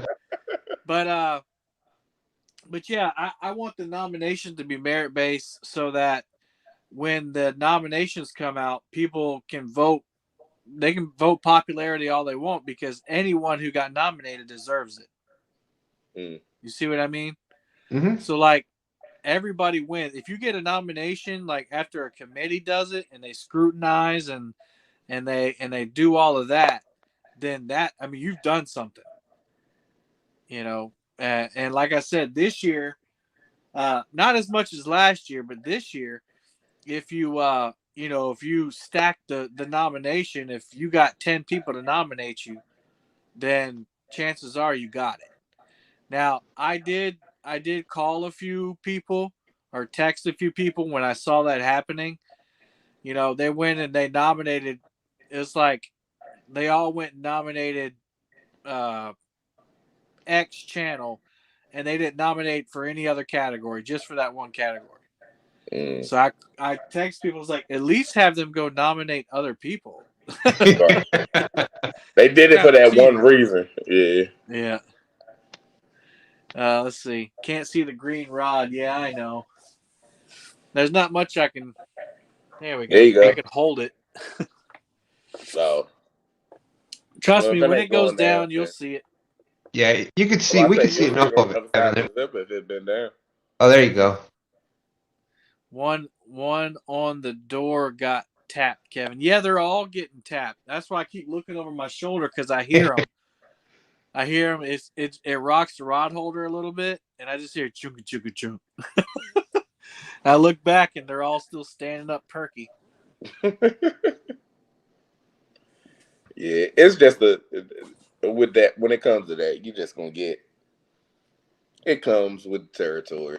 Yeah, and I honestly I haven't I haven't had anybody like message me complaining about anything, so that's Nice. good. You know, Well, somebody get that. There we go. Last year was my first time watching it, and it was like, wow, oh, this is awesome. Then this year, looking at how it folds into what it comes to, I didn't see that part last year. I seen the awards last year, so it's definitely well, and I think the legitimacy of it holds up because, and yes, of course, I'm going to be biased because I was picked for a lot of categories, but every single nomination definitely deserves to be. There wasn't any that I saw at all that were like, really? Like, yeah. so and so would have been a better, or that would have been a way better, or that would have been every single one. No, there was no like big surprise. Like, oh man, I can't believe this so and so didn't get even talked about, and that person nominated. You know what I mean? I think every single nomination. When they came to the categories, yeah. Yeah, when you said the name for that category, it's like, oh yeah, I could see that that person definitely. Yeah, It's a great Bob, nomination. That Bob, I caught one earlier tonight, like right at dusk, but I haven't hooked up on any since then. Yeah, there were. Yeah, I see what you're saying. I see what you're saying. But me personally, Catfish Dave shouldn't be in a nomination. He's not in the community. Well, let's not mention people specifically. yeah. No, okay, I'm not gonna mention people specifically, but like I a channel understand like what you're that, saying. I just don't. I they're don't want not to. in the community. When you Yeah. say the community, that's the people that's in chat, that's going live, or have channels that everybody be in, and yada yada yada. But channels like that, they shouldn't be included into even being nominated because they're not in the community. They're not sitting here talking to you today or next week or once a month or 2 times a year. Even though they catfish, so that's not. you're saying that those bigger channels like Chat Cats shouldn't be nominated? If they're in the community and they say, hey, if they pop in the chat, even in Laos or Marks or whatever, you know who they are, or this, that, and the third, yeah. But if they're not, remember, our community is our community. Yeah, everybody knows everybody in the community. You do have some channels that don't communicate a whole lot, which is cool, which is fine. But with, like I said, they're not in there. I don't know. I see what you're saying. I think that's a popularity one, though. It wouldn't even. I think that's true. Let me get this one in real quick, just to go with that. I think I don't necessarily agree. I think that there's content creators that stay out of the live stream thing because of the drama. And I think that they don't necessarily want to be a live stream channel, but they make great content that we all watch. Including Catfish Dave. Whether you think it's great or not is up to you. Right. But like, let's say River Certified, he doesn't ever pop into any live stream, but I think all of us would agree that it's a great channel. It adds a lot to the community. So I don't know. I see what you're saying, and I think on some awards, that's necessary, like live stream of the year. Yeah, you better be in the community. I was going to say that's exactly what I was going to say, Kevin. Some of the awards, like Blue Cat of the Year, whether you're in the community or not, if you have a good video or a good live or a good whatever of a blue cat, like I said, doesn't necessarily even have to be the biggest one. Could have been, the first one of the year, the PB that somebody caught, or it was just the epic scene. And, so regardless of who the person is, they should be able to be up for that one. But for like Community Servant Award or, Live Stream of the Year or the specific ones that deal with the live community, obviously they got to be part of the community for that. But for like Fish of the Year, that definitely should be open to anybody. I mean, you got so many catfishing channels. They might not even know who we are. Yeah. But to get nominated and then like Kevin get in contact with them and they'd be like, who? What? How? Why? Yeah. Oh, okay. They shouldn't even be, you know what I mean? But sometimes they do get nominated. Well, I think that's okay though. I mean, I think if you're making catfish content and people in the community, as you say, watch it, I think you should be able to vote for them. I think that, and I think they deserve. If they get voted for and they win the vote, then okay. But I think people don't misunderstand because they put just a prime example. I seen people put Catfish Cornelius into the nominations. Catfish Cornelius, I've talked to him myself. He's nowhere near in the community. How could he be Bank Angler of the Year? And he don't even come in.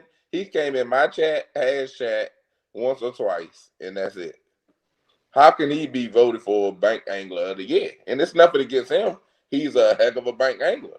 Well, then that should be. You take away from a lot of anglers that are in our community faithfully every day, talking and chatting and putting out work. Big Mike, Parker Pursuit, and people like that, and you give it to him because of where he stands as far as what he does. I don't know how he did it, but he did it.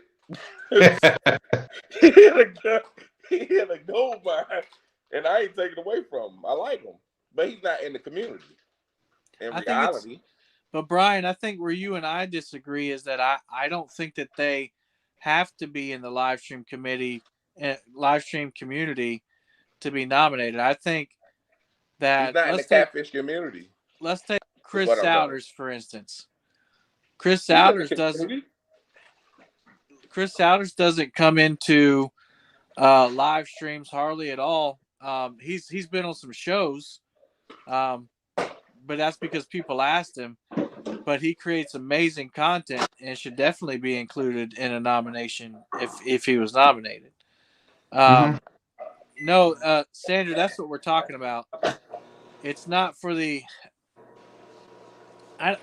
I guess what needs to be defined is what community is. What Brian's talking about. If they're in the catfish community, you got to remember.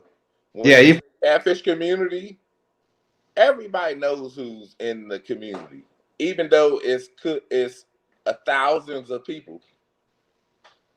You have people that's in there, and you have people that Steve Douglas is not 100% active in the community, but he's in the community. He does stuff for certain things. He's behind the scenes doing certain things.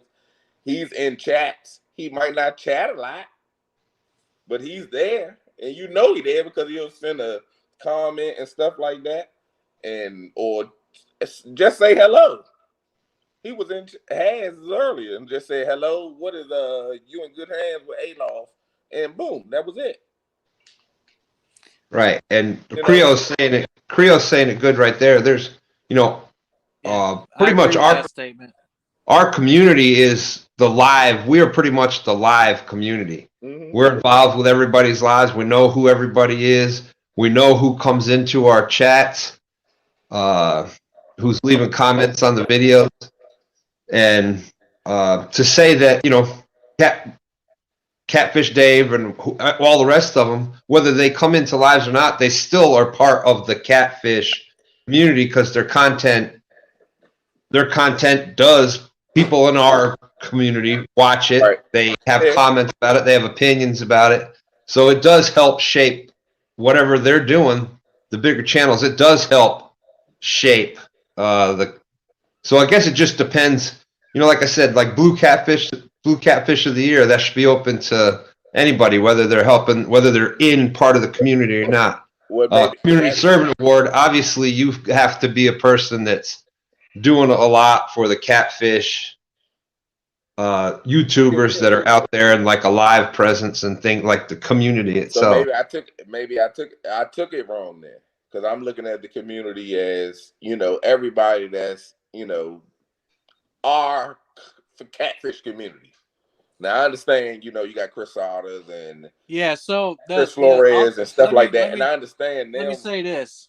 So I looked at the Golden Whiskers Awards were designed to recognize YouTubers or social or content creators. I'm gonna say that content creators in the catfishing world. Let's just say catfishing world. So doesn't necessarily mean that they live stream or that they've ever chatted or whatever. It just means that they create content in the catfishing world.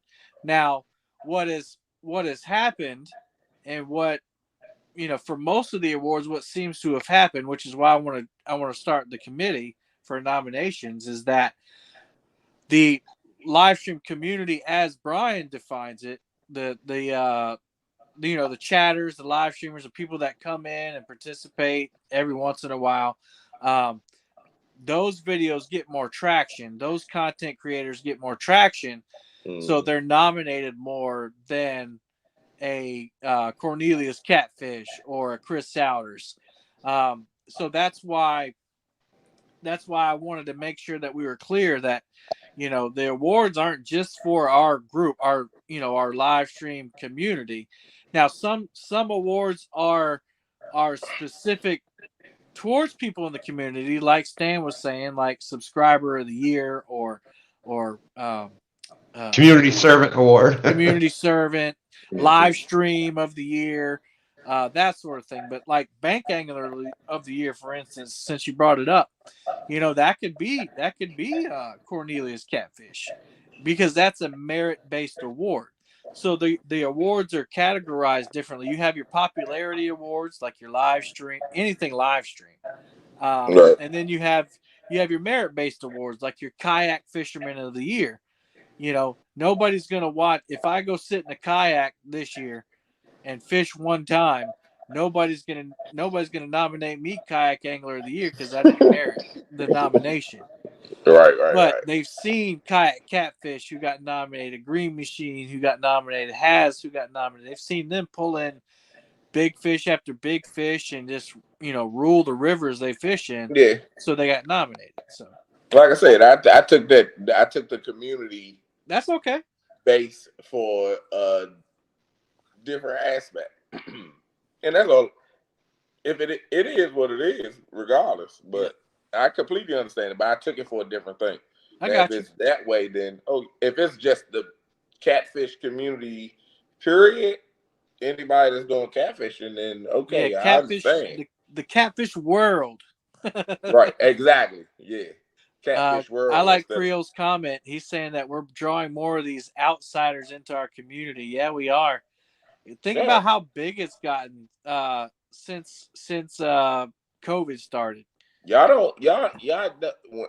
when I say I use Catfish Cornelius for a reason, because I seen that he got nominated for something, and like I go on his lives, I watch his videos, I spoke with him, but this joker he's funny for real. He's funny as crap. But Who's that?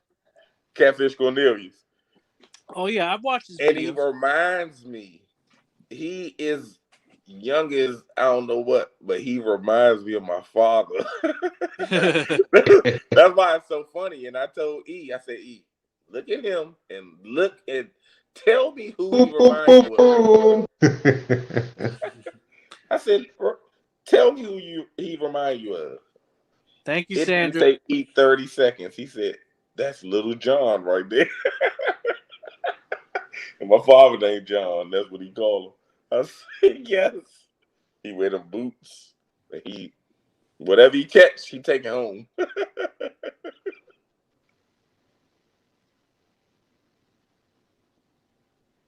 I mean, yeah, and that's kind of David. I agree. That's how social media is. Yeah. That's why there's you look at Instagram, and I don't know or don't care anything about Kim Kardashian, but Kim Kardashian can say, I love this lipstick on her Instagram, and she can make millionaires out of a lipstick company. So that's kind of the world we're in. The YouTube community, the YouTube world in general, is a big popularity contest because we're all trying to get people to watch our stuff. And the more entertaining you are, the more likable you are, the better content you put out, the more people are going to watch.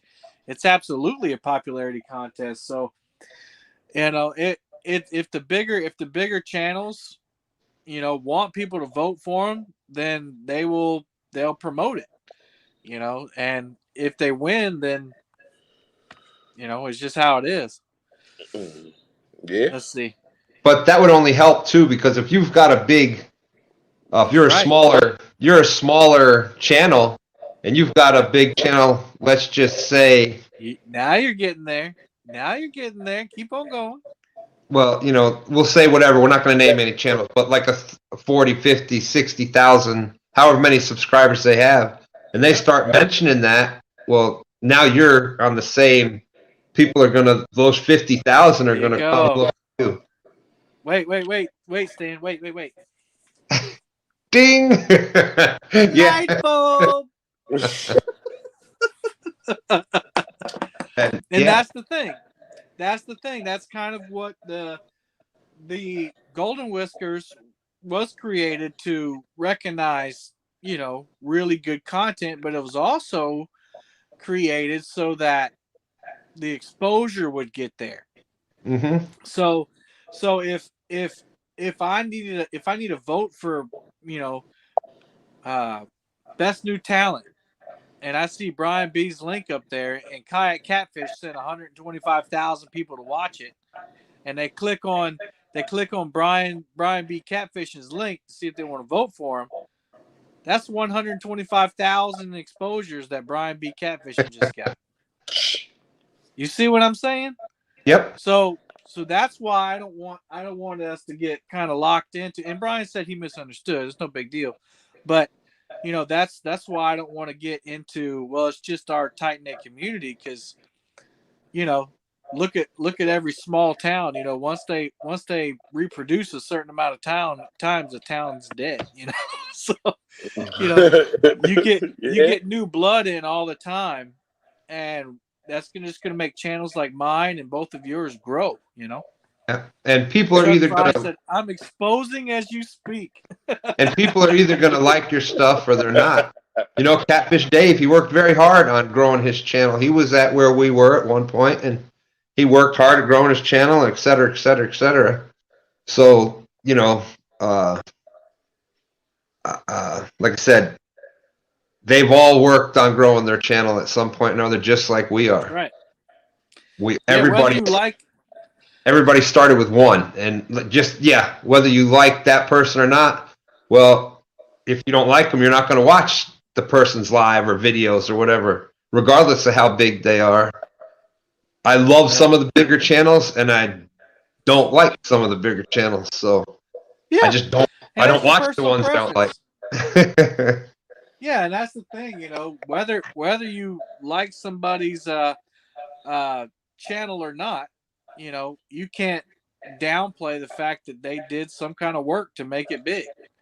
The algorithm only hits you when it when you've done something right. Oh heck yeah! When I said I'm not gonna say his name again, but that guy's name, I was saying that guy's name to just say it as an example. He's not in quote unquote the community. See what I'm saying? But he might get nominated for something. And that's what I was getting at. Because I see like last year, he was nominated for stuff. Another person was nominated for stuff. But as I grew into the community, I seen that they weren't in the community. They were just anglers. And now they're not in the community at all. So I was like, okay. So I'm thinking community. And I sit and, I'm floating around and watch stuff. I see who's in the community, what is going on and whatever. I just misread the the community part. That's okay. Well, there's not really a description. You're talking about the description.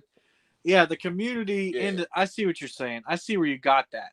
So the description of the awards, I put the community in there, and I meant the catfishing community as a whole.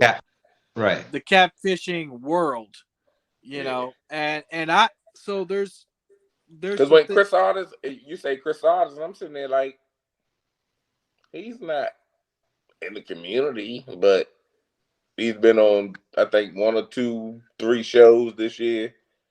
That don't make him in the community. He don't comment, chit chat, or whatever. But I misunderstood it. He misunderstood the assignment. Yeah, I misunderstood the assignment.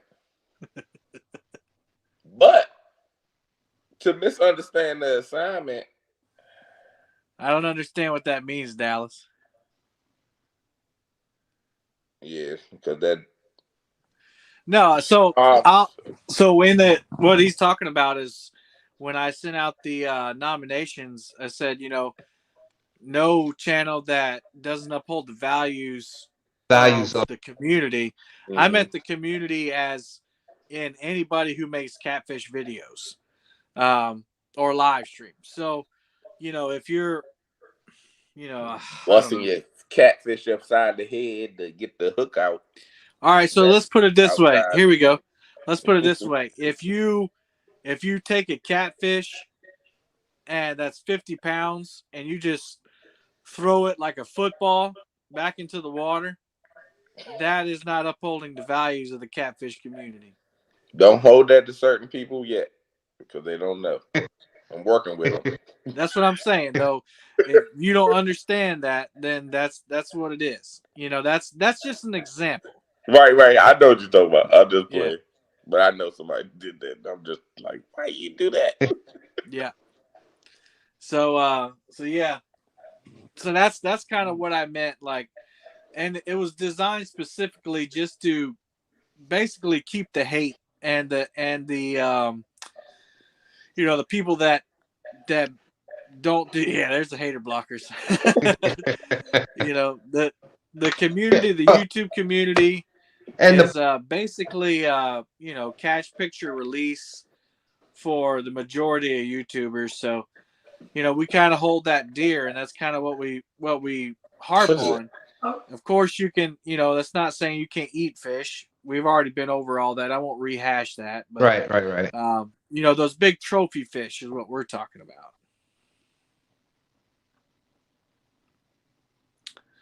Souders actually watch it. Oh yeah, Souders is I to go along with what Brian's B was talking about. I would actually consider him in the quote unquote community. Mm-hmm. Let's see. Creole, yeah. You'd be You know, imagine just you know, small channels like mine. As it's grown, when you go into certain lives, the more that your channel has grown, the more that, like I said, even using me as an example, like if I come into a live right now and say hello, I'm answering. I'm gonna be chatting with a lot of people. There's a lot of people that want to say hello now than there was before.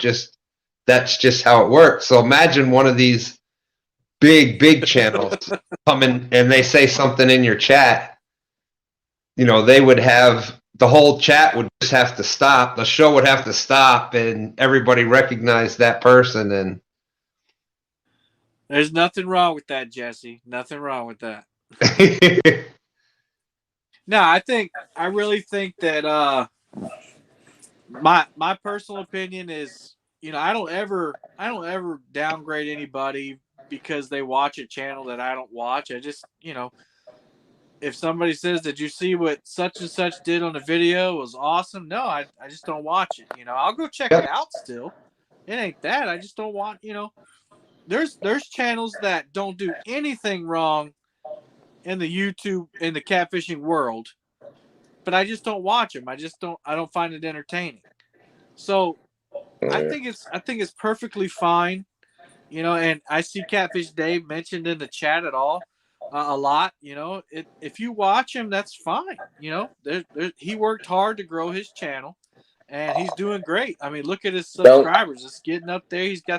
He makes a lot of money on YouTube. Go watch him. You know, kayak catfish. Some people don't like kayak catfish. That's fine. Don't watch him. You know, so just don't downgrade people because they watch a certain thing. Yeah, I agree wholeheartedly with that, and that's what I'm saying. You're gonna find your audience if you're gonna find your niche. What you're interested in, that's what you're gonna stick on. Like Chunky, I don't like watching Chunky. He is so boring. You don't catch fish. The laugh is just getting on my nerves. I just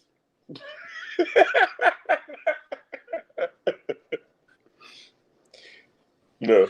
So Chuck, that would be where the me out. Chuck, that would be where the committee really would come in handy, because the committee could come in with their top 5 for each category, and then they could talk about whittling it down to 3. But you know, it's like a jury. Yeah, for this current one that we did, you know, everybody had the opportunity to put their nomination. It's not that we're you know, looking for certain nominations. Is that people just have a hard time. They have a hard time going back and searching for them. Outdoor addiction. Everybody talk about that because we love Chunky to death. Go, Brian, you're moving too slow. He gotta move the blinds out the way and everything. You move too slow. Kevin, at the end of the day, if that fish was hooked, the rod would still be bending. So don't worry If it about was hooked, I would have come back and got you. Yeah. That's why I'd be like, man, I'm not keep jumping up because of rod bending. I know when the fish is hooked on there, it's gonna bend and keep bending. Hate that. And sometimes I Poor jump up like, Chunky. oh. Yeah. And I hear you, Sandra, and that's like me. I like positivity. There's enough negative things going on in real world and even in my real world that the last thing I want to do is come onto YouTube and hear someone be negative. So I'm going to look for the people that are building people up, that are smiling, that are happy, that are enjoying what they're doing.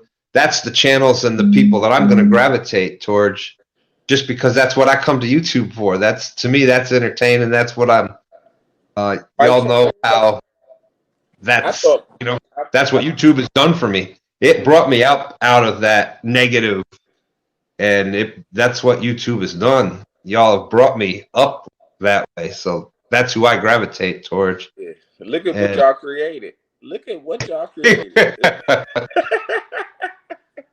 Now, this daggone Mike Chavez guy they talking about, I'm starting not to like him. Who's that? Yeah, you look at his daggone videos and then you instantly hungry. Yeah. Oh, Chavez? Yeah. Don't look at him when you're hungry. You better watch while you're eating. Mike Chavez, Fishing Cooking with Mike Chavez is an excellent example of a channel who is consistent, and grows consistently. Like, Mike does, consistent videos. I think they're all great. But, he doesn't like jump up thousands at one time. But he'll jump up 10 here, 10 there, 20 here, 10. And next thing you know, Mike's just getting bigger and bigger and bigger. I watch that kind of stuff. He's slow. Yeah. Yeah. And I think anybody, and the Weekend Angler is the same way. Oh, yeah. The Weekend Angler creeps up, because he's consistent. And so that's what I'm trying to get to do, so that one day I can be one of the big dogs, Yeah. Well, I definitely look at it, and I definitely I take my stuff for what I put it like this. I do what I can do with my channel the best way I can. Sometimes I do a video and try not to go live, but when I'm out there, I'm like, man, I gotta go live. I can't. It's like that's what I'm used to doing. But I hate to take a live and make a video out of it, like Chunky do as far as the takedowns. I don't want to do that. Well, here's how you can do that, Ryan. I've done it a few times. What you have to do is you go live. You're going live from one camera. This one. Mm-hmm. You just need to put your GoPro up, and whenever you get a fish on, you need to turn that thing on, and then you screen record from the live and the camera, so you have two different angles. Mm-hmm. And so that makes it more interesting, and you'd be surprised. Like I've had a few live videos, like the last video I put out. I was live that day, and like you can see my phone in the background, and I was talking to the chat pretty much the whole video. But I was talking in a way that actually was informative or whatever. Right. But anyway, I got to tell people to go check out. I'd be like, man, I would just want to do a video, but then I get out there and like, I'm going live. I know ain't nobody going live. I know somebody looking for it. I'll give a good example of that, Kevin, is a lot of times you see us and Green Machine fishing together, especially on stand day. Well, there's times where he'll be doing his video and we're doing stand day, and it's in between. So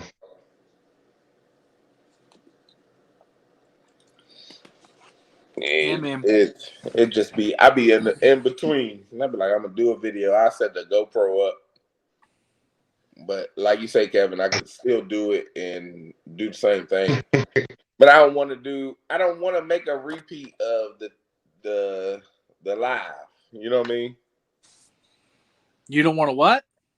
Do the same thing. I don't want to make a repeat of the live with the takedowns and the catching of the fish. Nah, man. Just if you got that second angle, it's a whole video in itself. Right.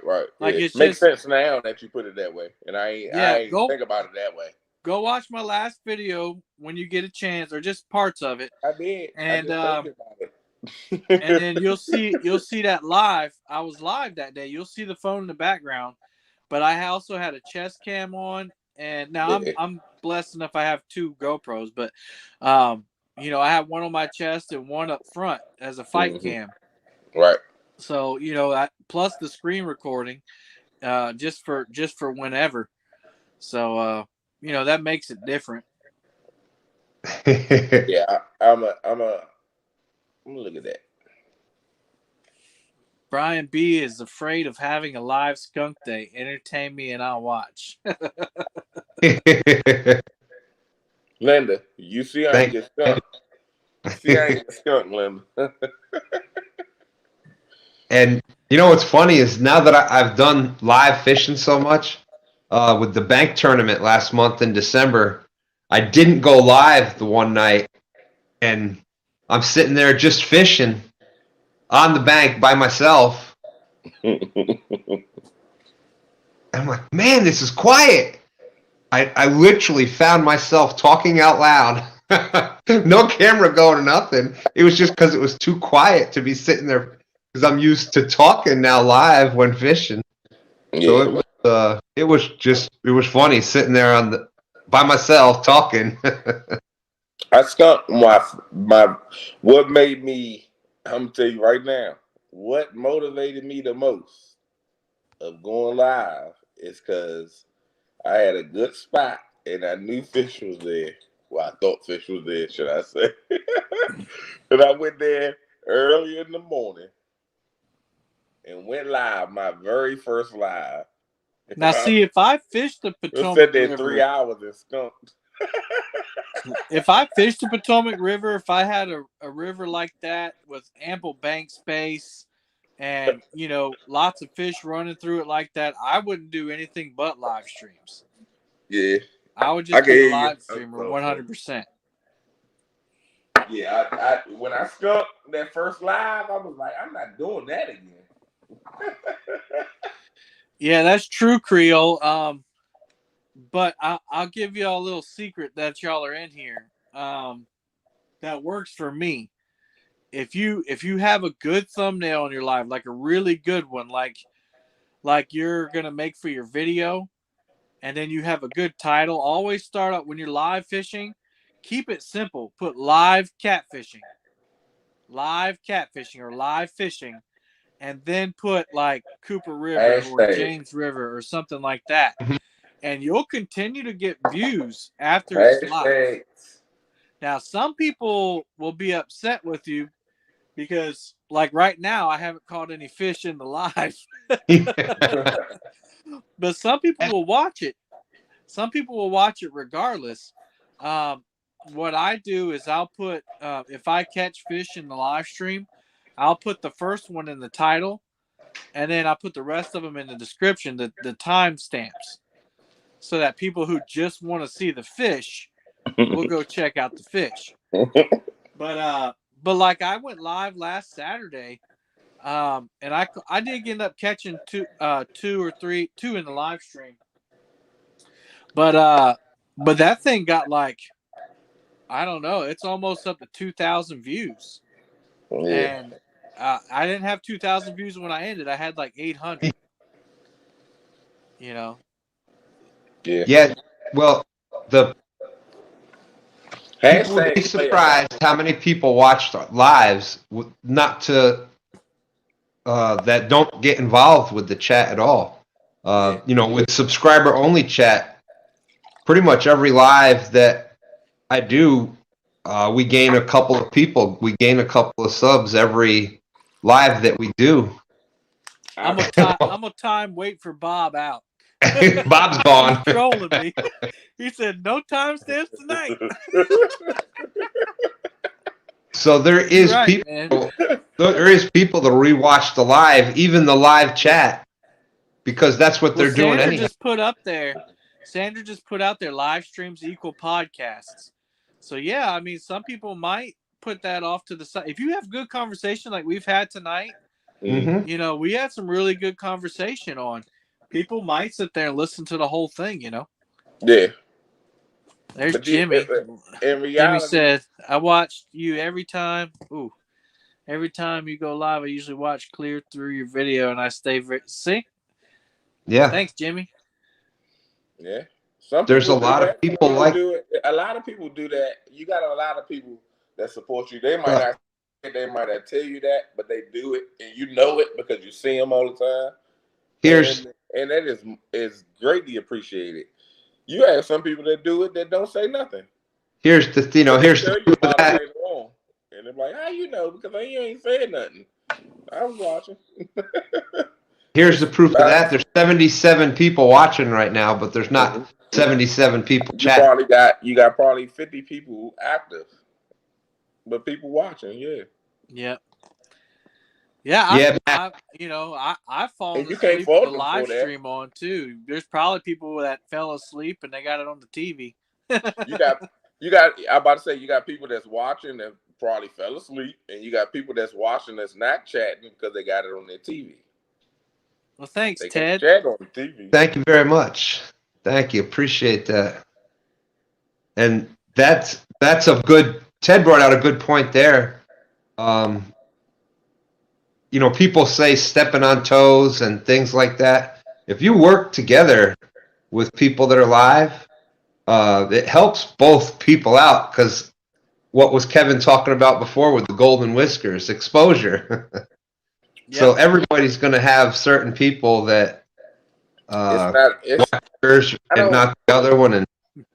And Stan, don't ever say how many people's in here again, because we just dropped to 67. Oh. I know. That's like, you know, at the firehouse. Oh, it's a quiet night.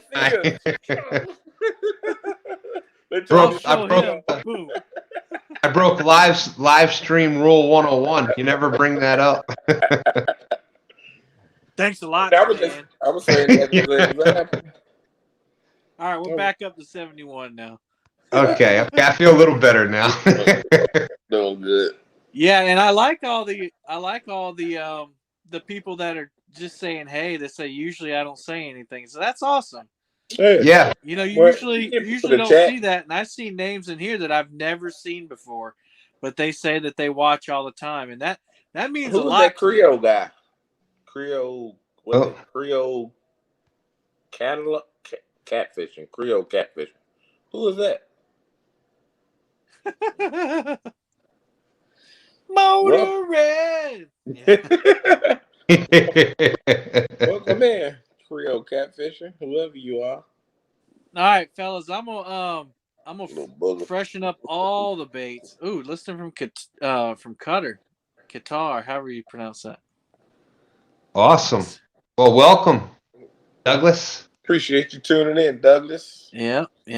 An error occurred. Somebody must have already got that bot. Yeah. I don't know how they're sneaking through anymore. 5 pounds. 5 pounds. All right, Shut well, up, Rio. I don't know if you guys can, but can y'all hold down the conversation while I change baits? We'll give it a shot, Kevin. We'll give it a shot. Stand in the house. What's up, man? I hope you're doing bad. Doing good, buddy. I'm reading your comment and say bad. I apologize. Stan, the best name in fishing. Wow. That Eric out there, you're not catching fish, but you're having a good conversation. And, you know, a lot of times that's what it's about. I love the conversations that get started. And, you know, usually it's some really interesting points are brought out that, you know, you don't think of. But when you get everybody as a group bringing up the points, it's amazing some of the things that comes up. Yeah. Ain't nothing wrong with that 252. If you No. watching the lives and not saying too much, some people do that, and some people, you sit there Yeah, I get it. when you feel I get it. comfortable. I get the. I wasn't trying to say it as a bad thing. I was just trying to say it like that's how it works. We were talking about people watching the lives. Well, people don't necessarily. They'll read the chat, so it doesn't matter if it's live or not. They're gonna sit there and watch it because that's what they normally do anyhow. Bob.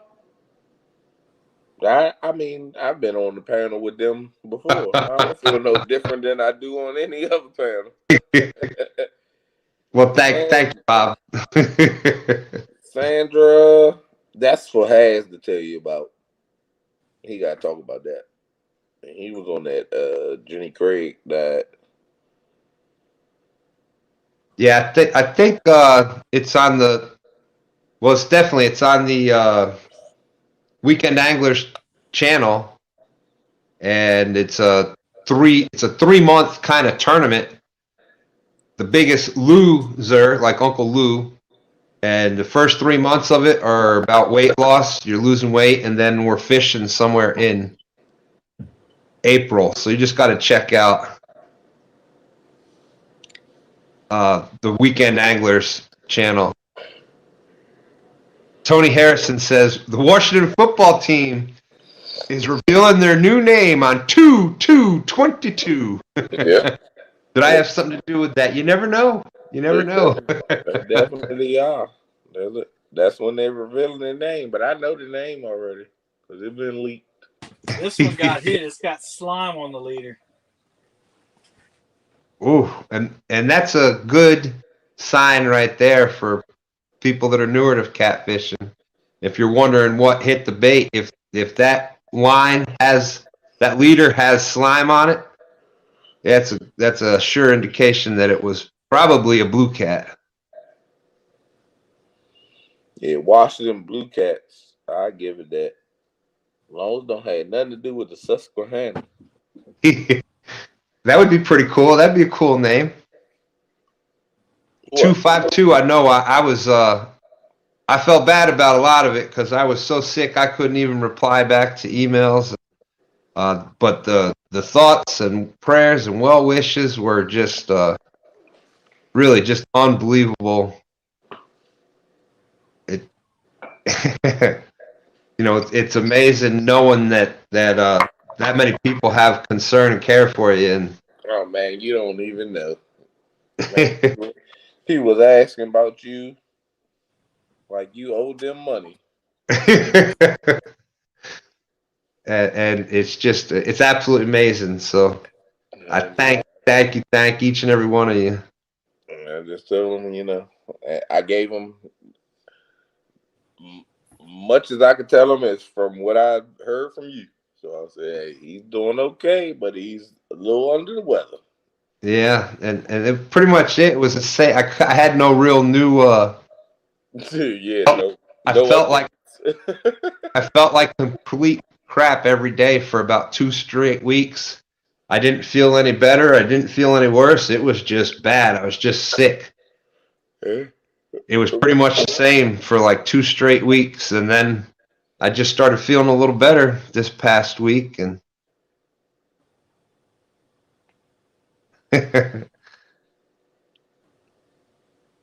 yeah, and Big Mike apparently has been sick at the same time. Yeah, he was down. Woo! Mike Chavez says he's off every other Sunday for the next few months. Well, that's a good hint. We'll have to work on that.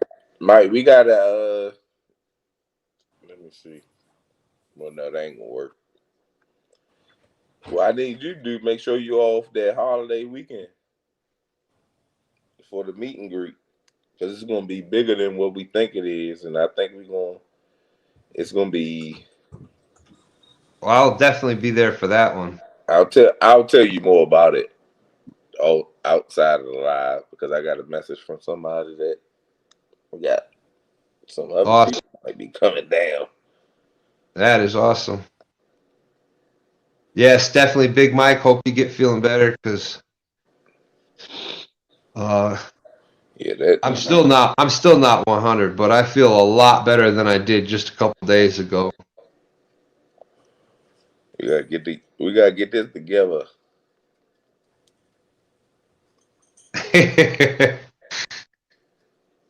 Bex is telling Mike he can't post any new food videos until the tournament is over. No, Mike, post them every day. I don't care if you do a repeat. Do repeat. Start recycling your videos. Make people want to eat. Linda, that might have been it. Linda Cox, Stan, you had the catfish flu. Stan thought he was 21 again. Yeah, I don't know. Stan be out there 12, 16 hours in the cold, rain. Sitting out there with some daggone sweatpants on and some them Crocs and no socks on. Like you down at the beach. Let's see. Douglas Fletcher says Chris Flores' son's Monster Blue Cat made the base paper. Oh. No doubt, Matt. We ain't too far away.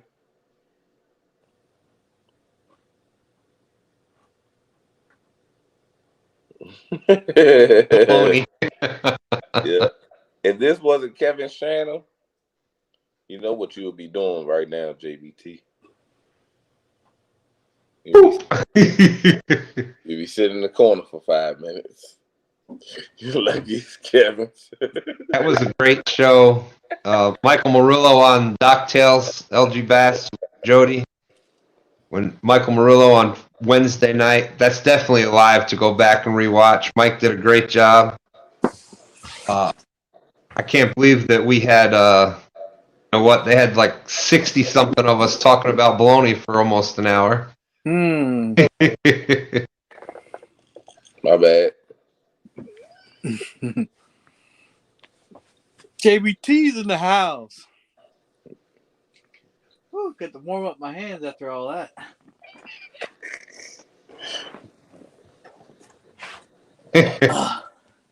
Mama says. Mama said. What's up, Palmetto? You cold? Not right now. I'm back in the heat. What a difference something like that makes when you're out fishing, because you get... Oh, man. It's like luxury in here, man. Like, it's all, wet and dewy out there and cold. And then here it's dry and warm. I used to go... If it wasn't so late, I'd make me a cup of coffee. Yeah. I used to... most people know we used to live in upstate New York. So we'd go ice fishing, and sometimes out there I'd bring my hunting tent, just like a hunting blind, but it's a tent. And same thing, have a little cooler, little heater in there, and what a difference. Like, it could be 30 below zero. I'm out there in the little tent, and it's just beautiful. And so even if you had to go out and do something real quick, you knew you were coming right back into that oasis. Yeah. Oh, yeah. Yeah. Hey, Keith. Yeah, so that green rod that kept getting hit had bait on it still. It was a mullet head, and they had eaten the inside of it out. Oh, yeah, they're going to do that. One thing about a mullet head, those aren't even dinks doing that. That's like hatchlings doing that stuff. Yeah. Are you ready for Sunday? Yeah, what was that comment about? I guess they talking about the weather. Yeah, I'm ready. Yeah, I'm gonna be working Sunday, probably. Sunday. Oh, the big storm we're supposed to be getting. I'm not Palmetto going. ignored my last message. What was it? I was out there changing baits, homie. Mama said, "Them rods and no fish." Oh, I ain't see that one.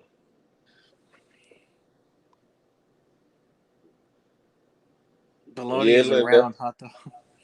I'm ready for the snow. You know me. Linda, what I take? I'm gonna be out there in the truck. Well, this trip was supposed to be on. This trip I'm doing right now was supposed to be on Sunday night, and I was like, "Well, I've already planned it. I'm gonna go do it." And then we went virtual for COVID, so I was working from home today, and so right when I logged off, I jumped in the truck and went. So I didn't have to drive home 45 minutes. Get the boat, get it all set up. I already had it ready. Hey. Thankfully, because I don't want to be out here on Sunday night. Nah, Sunday is gonna be.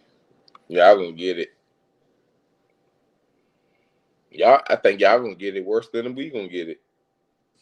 Yeah, they're forecasting snow in the upstate, but not down here. But it's still gonna be cold. See, I'd rather have the snow because what we're gonna get is nasty freezing rain. Yeah, I will take freezing snow. Freezing rain is worse than that daggone snow. Give me snow. I'd rather have 32, 30, 20-something degrees in snow than like 36 or 37 degrees and just that nasty rain. Yep. That's the worst. And this past year, 2021, every stand day morning, I think it was like Jennifer Mark, it was almost April before we had a stand day morning that wasn't raining and like 37 degrees. I remember that. All right, Bob, man. Thanks for stopping in, man. Appreciate you. Good to see you, Bob. Even though you trolled me tonight. Are my skis waxed up? I've never been snow skiing. That's something I haven't done before. You ever ski? I've only gone a couple times. Stan 3 used to be a skiing and snowboard instructor. Wow, really? Yep. Yeah, he was. I'm sure y'all can tell by he's very athletic. Played all football and wrestling, and did water skiing and snow skiing and snowboarding and. Oh man, skiing is. Oh. Did all the. Like, not knowing nothing about. Love you too, Bob. 10 years old. Really? Yeah, and ever since, like for 4 years straight, I was gone twice a year. And I would do it, man. That was the funniest thing I've ever done. And the funniest part was the people that went with you that didn't know how to ski. And you'd be sitting there like, where are they at? And they're coming around the corner with their skis and they're all like, I'm not going down this hill. Yeah, I cracked my ribs on the way to the Bunny Hill one year. We sat at the middle of the slope one time, and I'm like, where in the world is he at?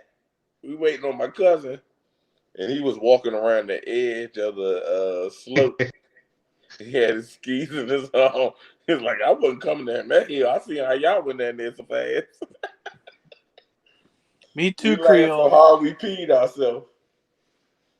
I almost wiped out like an entire first grade class skiing one time.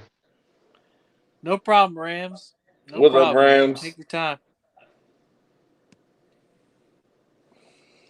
Yeah, Rams bait and tackle. He said that he's going to send me a couple of his rod holders to try out on the bank. They are awesome.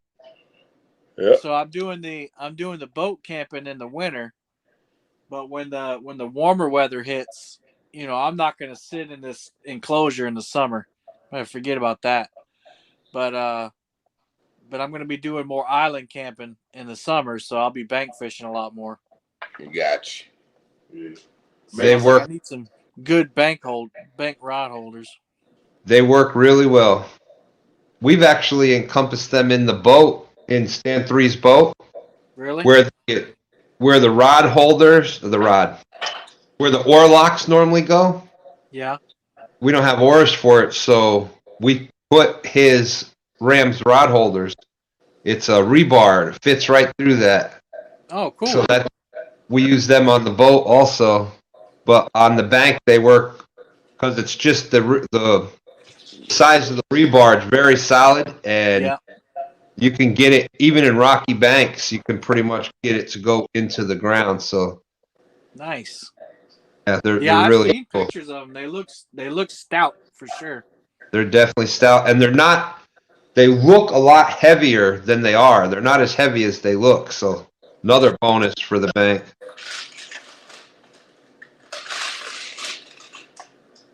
Yeah, we're blessed, Nick, in South Carolina. We don't have a rod limit from the boat, as you can tell.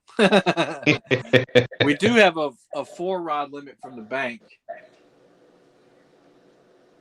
Yeah, VA Funniest thing that ever happened to me is taking a duck to the face at 72 miles per hour at night on Lake Murray. Almost knocked me out of the boat.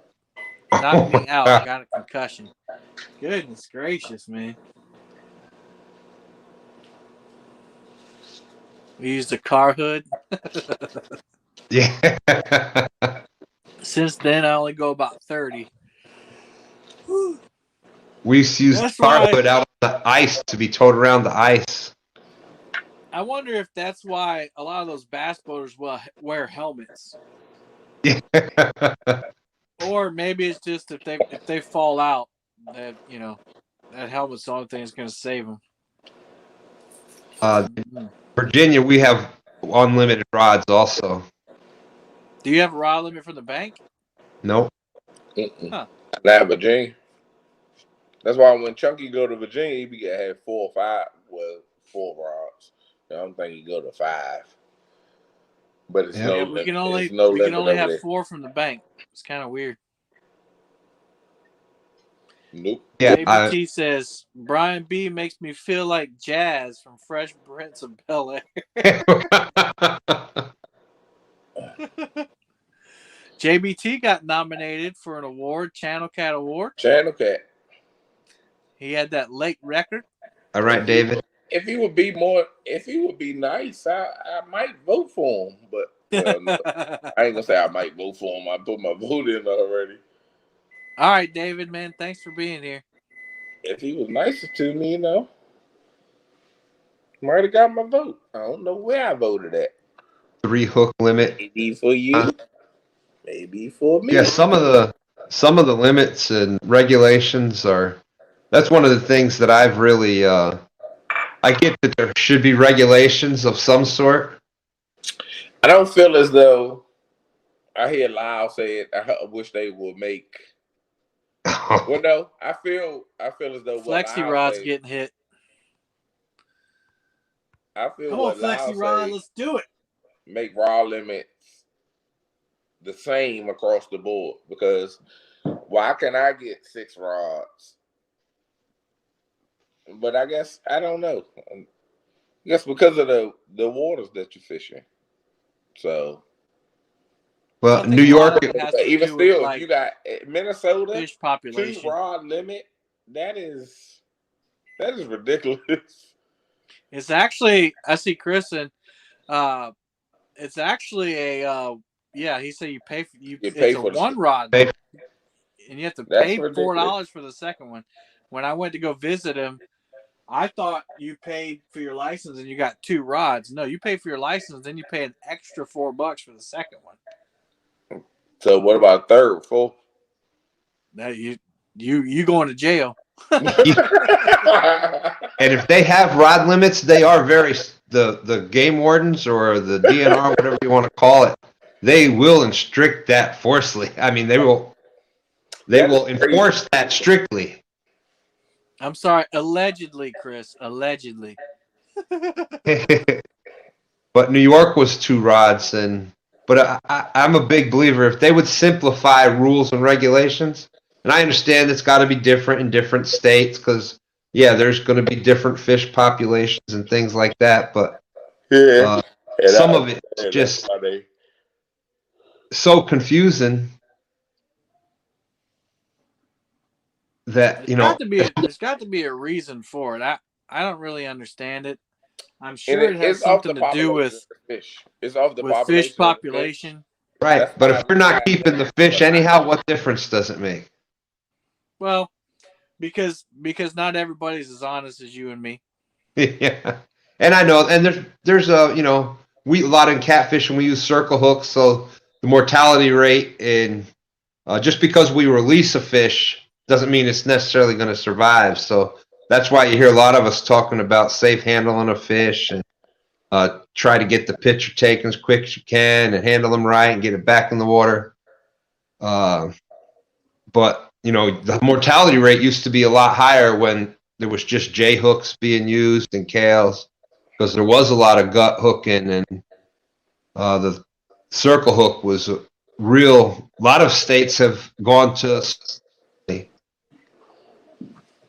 because of that, and with some salt water.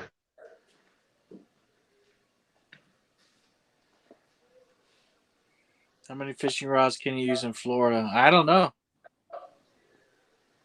In Florida, you should be able to use as many as you want to use if you got a license, as much as they charge. But if Florida fishing I license. can understand definitely having regulations on how many you can keep, the sizes, but the amount of rods, and also some of it on the bank, limited fishing space. So on the bank, they'll limit you to a certain number of rods, whereas in the boat, it's just however many you can use on the boat. But I tried to get, when I was doing like my Sunday interview shows, hey Dragonfire, I was trying to get a DNR representative to come on the show, and every one of them I called, I was like, heck no, I'm not coming on. I'm like, come on, man. Like, I knew, I say knew because I don't talk to him no more. That was when I was at a different school, I knew him. But I asked him, and like, no, man, I'm not going on. I don't want to be pigeonholed, and I don't want to answer wrong. And it was like, come on, we're just trying to understand why things are the way they are. And I couldn't get anybody to commit. Because they don't have no reason for why they are. Couldn't get it.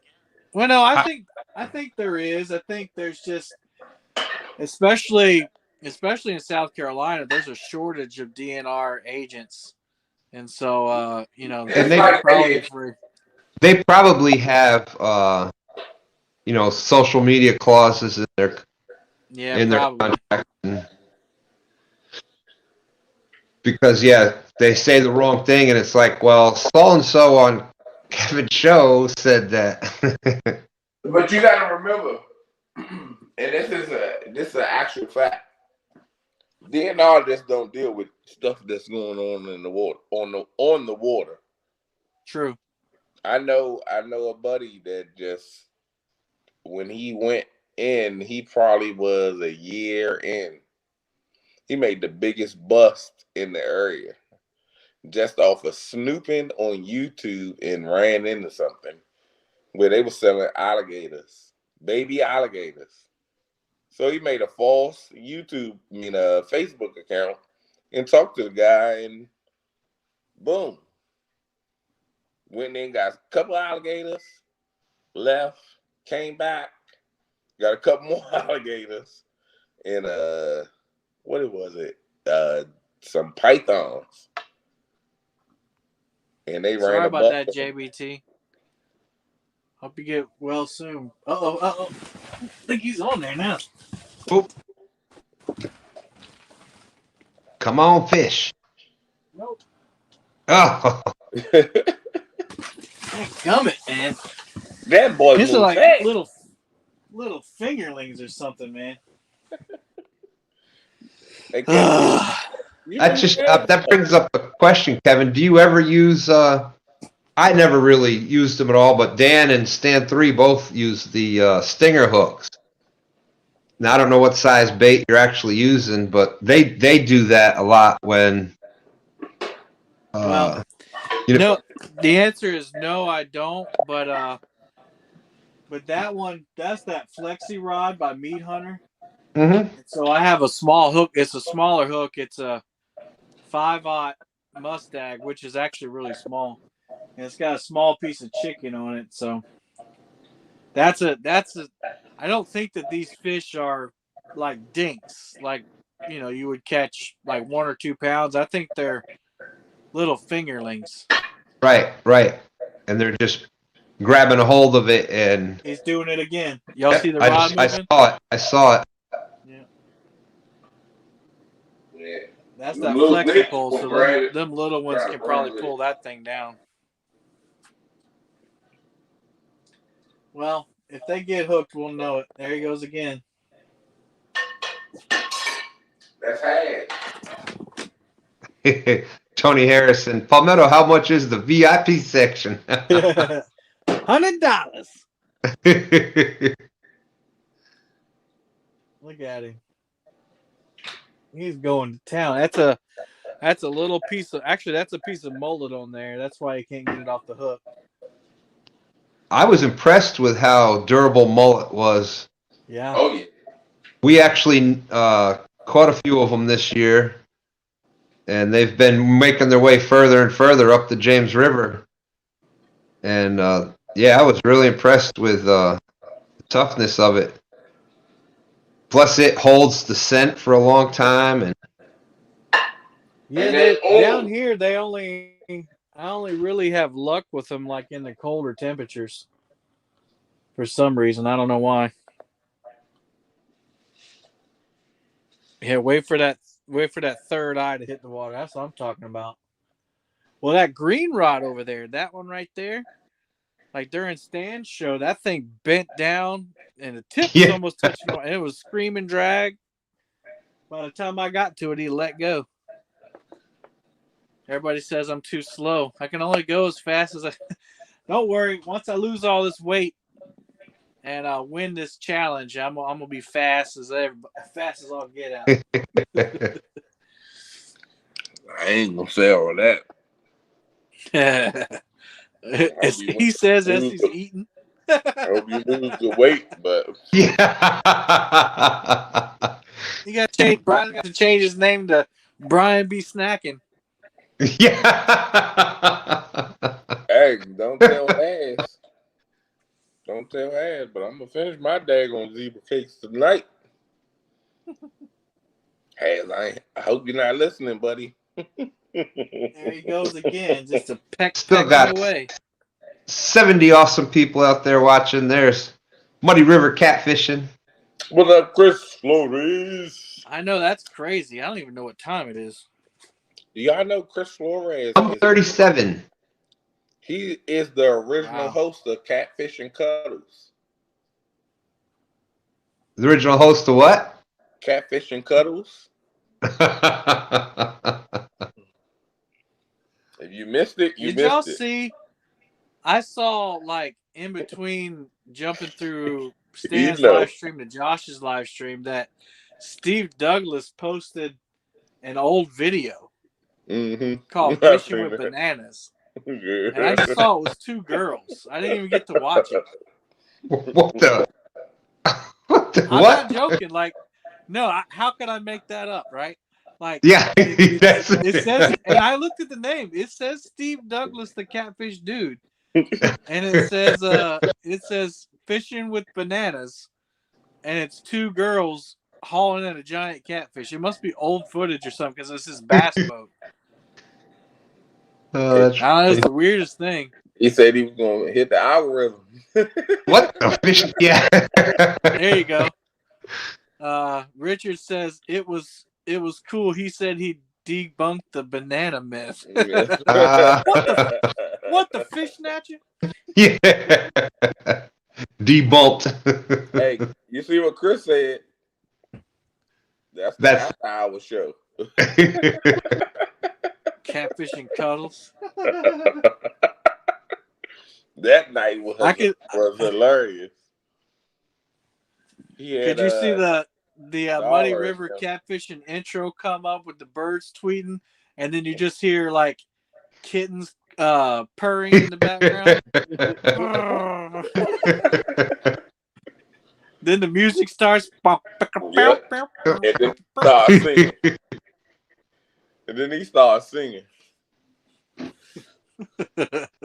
Like a rhinestone cowboy.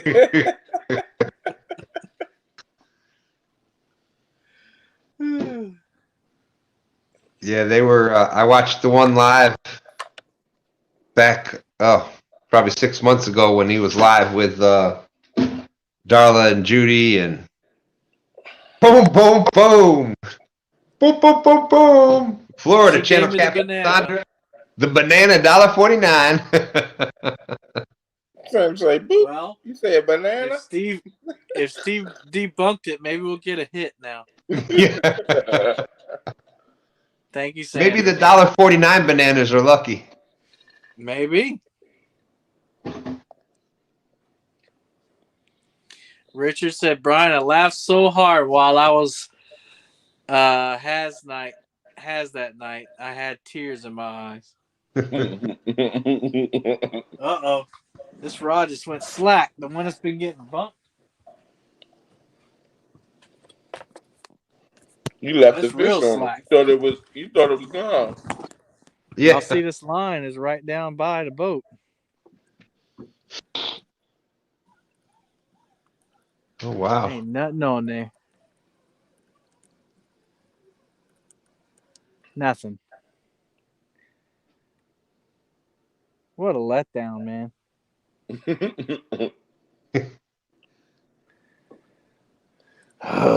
Might as well reel it in. I didn't reel it this far.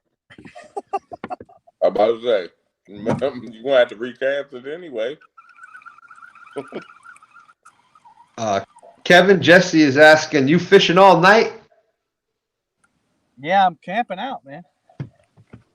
Kevin is camping out and fishing all night.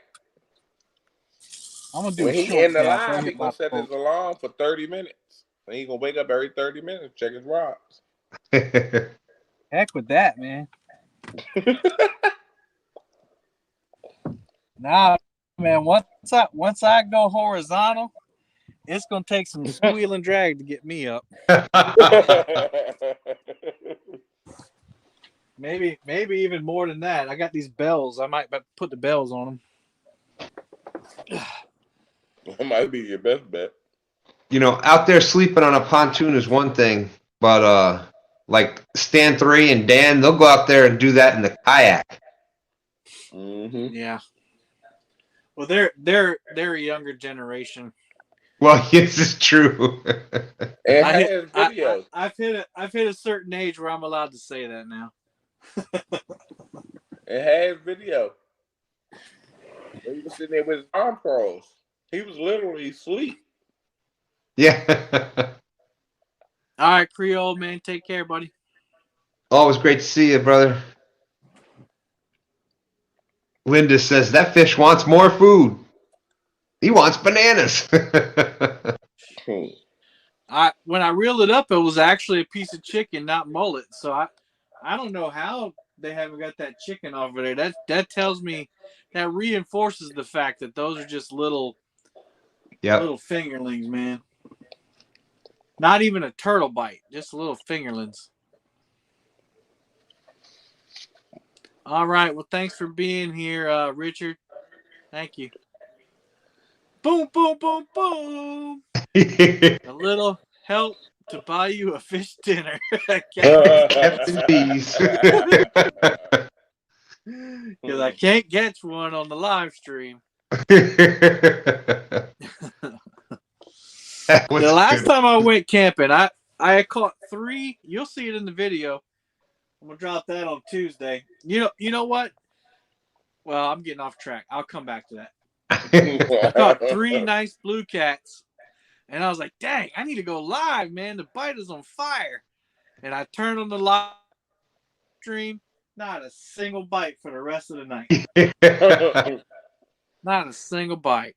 But how did they know? Video, man. I don't know.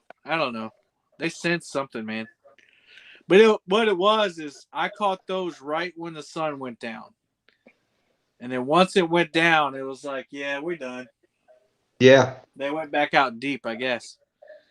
But that video, man, it is a beast. It's going to be over 30 minutes long. But my computer has 500 gigabytes of storage on it. And I couldn't finish the video. I had to download half of it so that I could get some more space, and then I had to use a downloaded version to keep going. And the first half was 10 gigs. Oh man. Yeah. All right, see. Chris. Muddy River. Chris is saying, "Have a good night, everyone. I'll jump back in on my way to the lake if y'all are still on." Yeah, I don't know about that, but yeah, You ain't gotta worry good about luck me. tomorrow, buddy. Ted, thanks, buddy. Thanks for stopping in. Thanks for subscribing. Custom enclosure. Oh, did I miss a question by Halo? So yeah, this is a custom enclosure. It goes all the way around from. Well, hang on, I'll just show you. Goes all the way around the boat. Goes all the way back to the engine. So basically, Kevin just made a bedroom. A You got a living room. bedroom on the boat. What's your price for flight? Yeah, Mike, I have an external hard drive. The problem is, well, the problem is that I got to the point on that external hard drive where I ran out of room on it too. So it was like the perfect storm last night, and I had spent 8 to 9 hours on that video, and I wasn't going to start all over again. So I had the files on the hard drive, but I couldn't save the video to the hard drive either. So I ended up having to delete some apps on my computer. I had to delete like all kinds of crazy stuff. Yeah, It was nuts, man. And I have another hard drive too. That's the bad part. I have another hard drive. I didn't have another cable. So I need to find the other cable so I can use my other hard drive in a case of emergency like that. Let's see. I got the enclosure from Toon Time in Sumter, South Carolina. It wasn't cheap, but I've been saving up all my YouTube profit for a long time. Just using what I had to for whatever. And so thankfully, thanks to you all for watching my videos and the super chats and everything like that, I was able to pay for the enclosure. So well worth it. Where do we get the pontoon tent from? Yeah, that's an enclosure. I was just explaining it. And I have a cot and a sleeping bag right there behind the seat. Sleeping bag? You got that sofa on there. All I need is a couple blankets. Well, I was saying that earlier too. Some people said, why do you have a cot when you got a couch? Yeah. You don't realize how narrow this thing is, and it's not 6 feet long, so you kind of have a crook in your neck when you're laying on it. Oh, yeah. Makes sense. I'll be having me a couple blankets on there. Tony Harrison said, "You're welcome." Halo said, 10-4, that's about an hour from me. Oh, yeah. Call him up, man. He's a good dude. I got the enclosure, and I got some seat covers and a motor cover. Yeah, the more and more you talk about it, the more and more I want a pontoon. And not once have I ever heard anybody that has an enclosure say, you know what, I wish I wouldn't have got this. Everybody that has one has said, man, that's the best thing I've gotten. The only thing, I'm getting feedback from somebody. That's my commercial. The only thing about the enclosure is that he told me that you can't ride with it on down the road. And I think you can up to a certain speed, but I don't know what that speed is yet. So So every time I get back to the ramp, I have to take it off. It takes about 20 minutes. And the only time it really sucks to put it on is in the morning when it's really cold and your hands start hurting. And but once you get it on and you hit that throttle down the river and you don't have ice cold wind blowing in your face, it's all worth it. And especially, on something like this where you're going to be out there for a while, and oh yeah, just knowing that you've got that place, all right, you're going to be, okay, I'm going to be cold for a few minutes, but I got that nice warm room to get back into. What a difference that makes. Yeah, Brian, you might have to go out and come back in. You getting the echo? Yeah, it's got pretty bad. Well, not anymore. It went away. I turned my volume down. That might have been what it was. Yeah. Tim King says, roll them, don't fold them. Oh yeah, I roll mine up. I roll them up and I put I bought bed sheets to put in between the rolls so that they don't stick. The plastic doesn't stick. If I had that, but I don't have a hard top. One day, once this Bimini top wears out, I'll probably put a hard top on it, and then I can just roll them up like Mike was saying, right on the hard top, and I can ride down the road. One thing that impresses me about the catfish community is all the computer-savvy folks that fish. I can barely turn on a computer and send an email. Well, a lot of us had to learn it out of necessity, so. He's back. I'm going to see if I can jerk the hook into him. Hang on. I got him. All right. Oh, no. The line's wrapped up around the reel. Come on. All right, Linda. Have a great night. Fish on, fish on. Fish on. At least we get to see what it is. Got a fish on. It's probably a little tiny one. And then we can get. We can play. Probably not. We can play guess the stickers. It's a white cat. Who would have thought? Woo! Yeah. All right. Well, that GoPro's dead. All right, guys.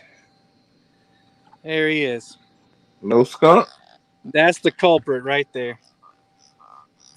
Plump and juicy white cat. That make it a fishing video. That's right. Yep, there he is. I had to jerk the hook into him. I don't feel good about that, but he got it too, boy. Down here, I would say, look at that little bullhead. Yeah, as far as I know, the white catfish is in the bullhead family. Mm-hmm.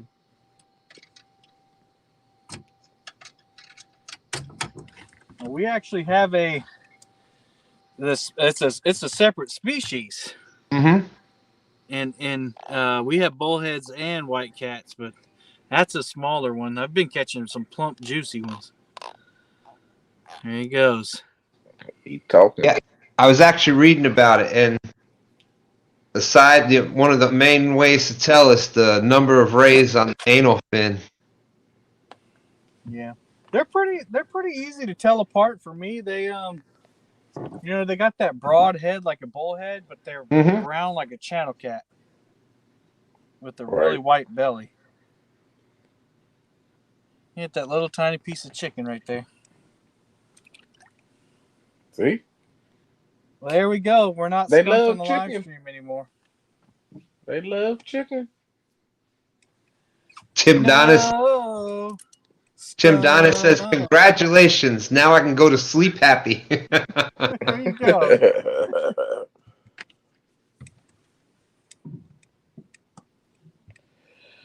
What's up, Got sick Bob? and tired of them. I ain't see Brian you. be I had a dinking me to chat death. pull up, but I see you, man. Fins and Fines is here. Uh-huh. I don't know if I said hello to Dan before, but hello, Dan. Dan.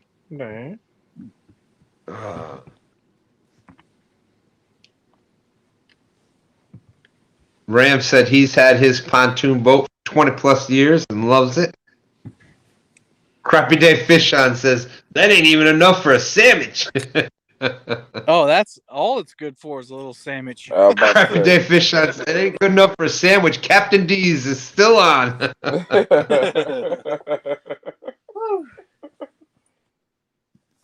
right. Oh, I gotta Alright, love the dead I'm gonna GoPro jump out of battery here. when you need I'm it gonna the jump in most. chat for a little bit, and then I'm taking my butt to bed. I gotta do a car. No, I gotta do 2 trucks tomorrow and a car. I hear you. Well, thanks for coming up, man. I appreciate the Hey, conversation no we had problem. tonight. Enjoy myself. I just All gotta right, get see you myself later, Brian. prepared for that snow on Sunday. Yeah. Y'all might be. Look, I might do a live and let y'all watch my snow. Because it get boring in that truck by myself. Yeah, they do like look like little mini flatheads. Yeah. I'll check y'all Yeah, when I was reading on them, they say that the channel cats have from, I think, 24 to 30 rays on the anal fin, rounded the same, and the white cats have 19 to 24. Oh, okay, cool. Yeah, we always called them bullcats or bullheads. Yeah. You know, my dad said it was a bullhead, so I was like, okay, well, that's a bullhead. I call it bullhead in all the videos, and Josh Campbell actually, Flat Rock Flatheads. Uh-huh. He's the one that said, no, man, that's a white cat. I was like, oh, really? I didn't think we had them, and I looked it up, and they're native to the southeast. And yeah, we sure have them enough, here. It's one of the native But- fish, the native catfish here in the James River is the white catfish. Yep.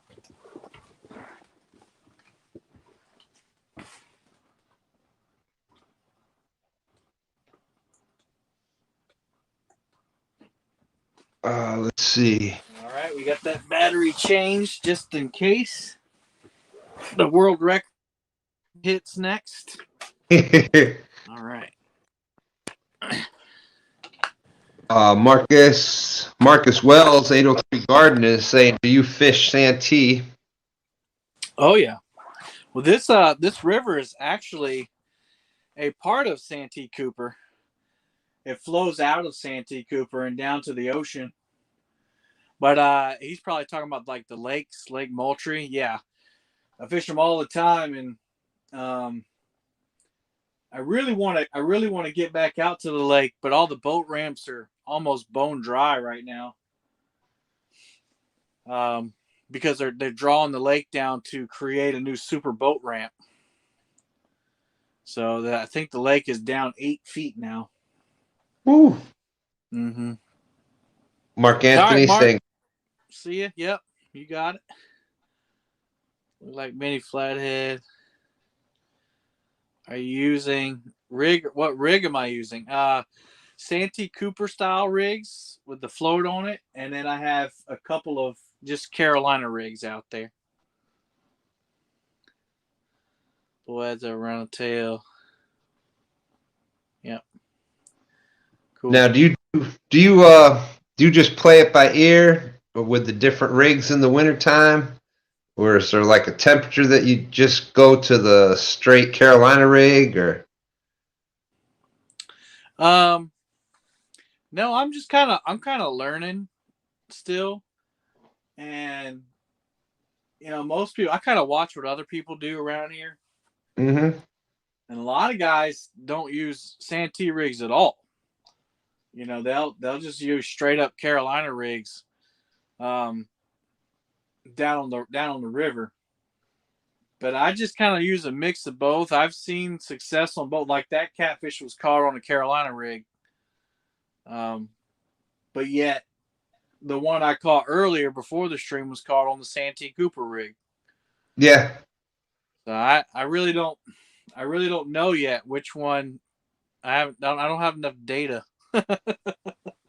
Yeah, I do the same thing. I'll mix it up, but I also, if once we start catching fish, obviously whichever one seems to be catching the most we use. But another way to tell is if you're looking at the catfish, if you can see that They they're got mud on them. Yeah. mud all the way up the sides, there's a good chance they're just down in there. So, go with the Carolina rig. And if they're up out of it a little bit, that sometimes the bobber on the Santee rig, the float, helps out and gets more bites. But yeah, and I've heard that before, and that's one thing that I haven't experienced yet is having a catfish with mud on it.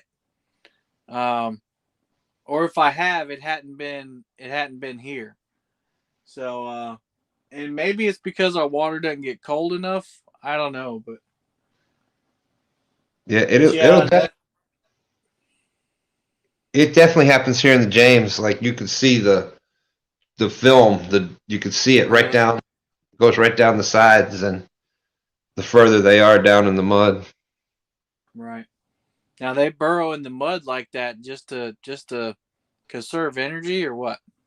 Conserve energy, regulate temperature, et cetera, et cetera. And yeah, usually it's because of the colder water. Yeah. Yeah, they are. Yeah, Carolina rigs are easy. Hook, line, and sinker. I mean, and you need a swivel, but I mean, the only difference in that Santee rig is just adding the float. A float, yep. I'm going to be using some Santee rigs this year. I primarily use the Carolina rig. Can't wait to see the difference. Yeah, that sometimes it does make a huge difference when you float that bait off the bottom. The fish doesn't have to work as hard to find it, so it's right in their face. Yeah. And their catfish are obviously, the eyes are top of the head, flatheads even more so, but same with blues and channels. They're up feeder. Almost all fish are the up feeders. Yep. And primarily it was, I believe, like the Santee rig came because of like the weeds and the muck on the bottom in some of the waters down there. So the idea was to get it up off of the bottom weeds. So like Kevin was saying, that it's more up in their strike zone so they could see the bait a lot better rather than being buried down in the weeds. Right. Yeah, I saw that, Jimmy. He was with Alex Nagy from Rippin' Lips. And they used 80-pound Andy Monster line for their leader. And they crimp everything instead of using like knots. So I thought that was pretty cool. Alicia said, I feel like I've had the most success with Carolina rigs. I spent most of 2021 tying all kinds of new stuff. And it was the first year in the past 3 years I didn't increase my PB size.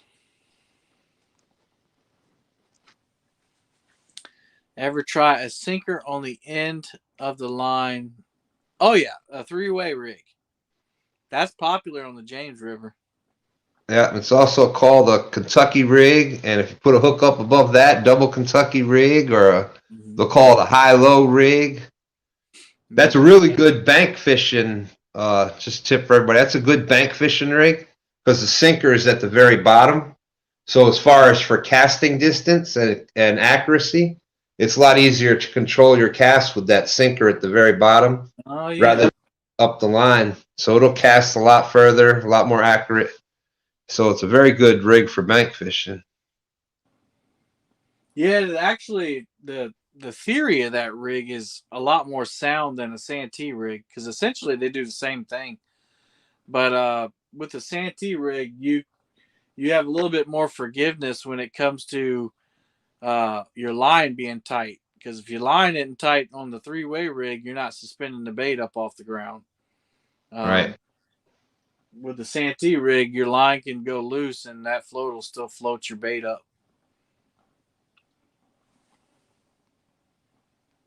Like Kentucky Fried Chicken. There's Murillo. Hey. I use the high-low rig with baits, but now I slow pitch jigging offshore. I prefer Popeyes. And, you know, that double Kentucky rig or the high low or whatever you want to call it, that's one of the most versatile rigs there is out there because all you do is change the hook size and you can use it from everything from panfish to bait to saltwater. Crappie fishing, really good rig for crappie fishing, perch.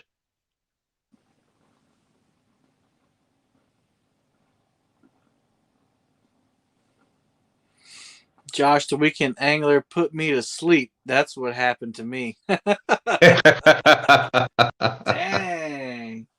That's because Josh wasn't talking about bologna.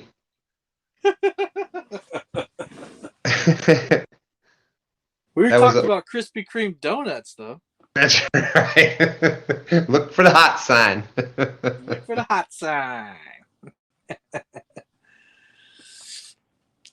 KFR equals Kentucky Fishing Rig.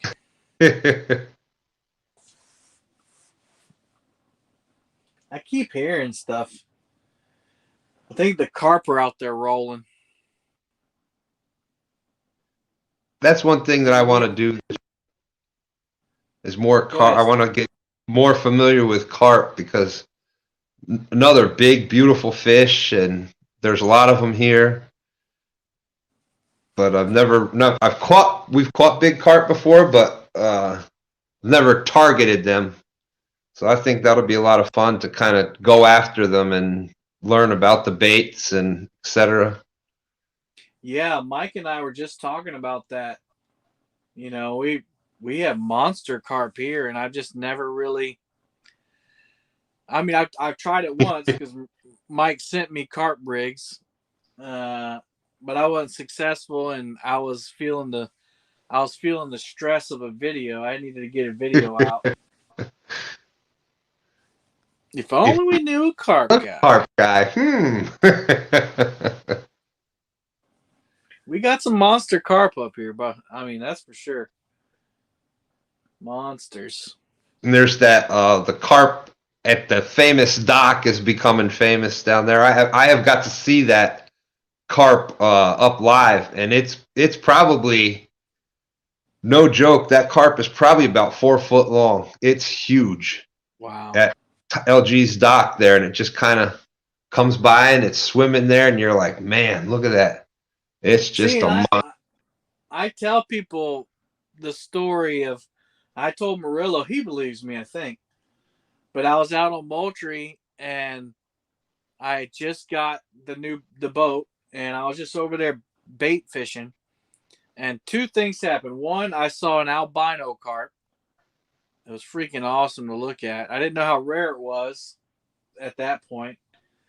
But then I was over in the same area and I saw it had to be a 6 foot long carp swim by the boat. And I told Mike, I said, man, I felt like I could jump off the boat and ride that thing. It was so long. So that's when he sent me the carp stuff. Yeah, I could see why. Yeah, you see a fish that big, you really do. It's like it's just like when the S word came up when we finally got to see the sturgeon. That was just like seeing a fish when you start measuring fish in fishing rod length. You know, more than a 4 or 5 foot long fish. It's just crazy.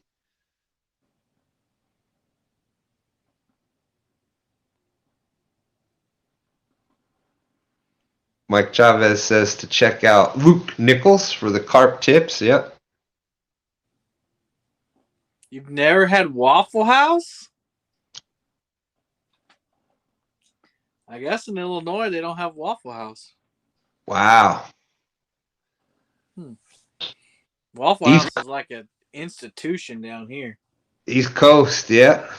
And sometimes it's an institution you don't want to taste. Yeah. Most times it's okay. Yeah, a lot of times you're just renting that food. You know what I'm saying? Yeah, you need to. That's that 3 a.m. I just left the bar food right there. Well, and it doesn't matter what you order. It starts out with not just a little. It starts out with a ladle of oil on the flat top, regardless of what you order. Yeah.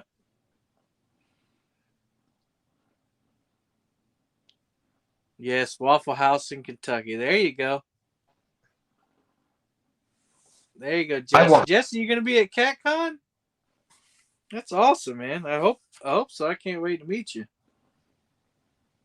2 a.m. over there.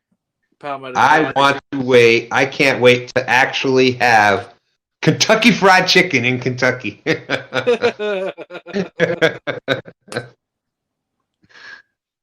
Yeah, it is. It's 2:11 here. Yep. We'll probably go another 20 minutes unless we catch a fish. Then I'll hit the sack.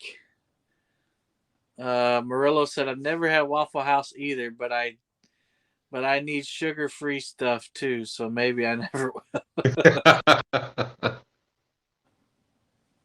Yeah, I caught a fish on the live stream finally. It was a little white cat. They've been down there pecking and pecking all night. And so I finally got tired of it, and this one was big enough that I set the hook on him. I set a circle hook on him. Sometimes you just got to make it happen. That's right. That's right. Gotta have the Waffle House. Nicholas said, stay longer. Hopefully working at Catfish Creek. Yeah, man. Be good to see Mike Chavez again. Meet Stan for the first time. The Stans for the first time. Yep. Tell you what, though, that Friday is going to be a blur. I can already tell you. It's going to be a blur because I'm going to get there and all I'm going to have on my mind is Golden Whiskers and be stressing about that all day. I caught a wall hanger. You're trying to make it to CatCon? I hear you. That'd be cool, Jesse. And I think that was an awesome idea that CatCon had with starting one out further west to give the rest of the country a chance without having to travel all the way to Kentucky. Kind of split it up a little bit so people that wouldn't have the opportunity to make it to one can actually get to a CatCon now. Yeah. Well, I think also, and I don't know if it was intended or not. I feel like it was unintended, but an unintended positive of that is people saw, postings from CatCon in Kansas City, and I was like, man, now I'm going to Kentucky for sure. Yeah. Yeah. Like they couldn't make it to Kansas City or for whatever reason. Yeah, I'm going to Kentucky, and from what I heard, Kentucky better be ready because every stream that I'm in, every chat is like, I'm going. I got the room booked. I'm going. So, yes. No pressure for the Golden Whiskers, right? Yeah.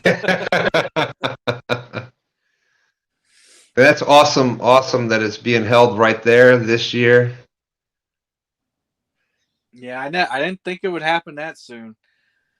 I figured if it got popular, then maybe Steve would have seen it and, down the road a couple years and, maybe it would have happened, but not the second year. Yeah.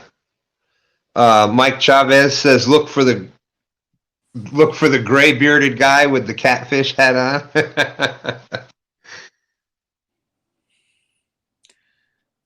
Outdoors Addiction. I went in 2019. It was awesome. I think I saw your video. Ooh. Whew, if you didn't make a video, I'm sorry. I'm thinking about somebody else. Susquehanna. If you go to CatCon, you have to eat at Joe's Crab Shack. We have a Joe's Crab Shack down here. I don't think it's that good. Just kidding. Yeah, Joe's Crab Shack's pretty good. We have one, trying to think, Hampton. I think it's down in Hampton. But there I'll is a be the Joe. big black guy with the long braided hair. Yeah, I'm getting a little tired.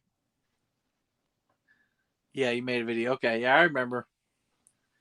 That's how I discovered CatCon. Was on YouTube. I kept seeing posts about it, and Josh the Weekend Angler from 2019, he had a live stream,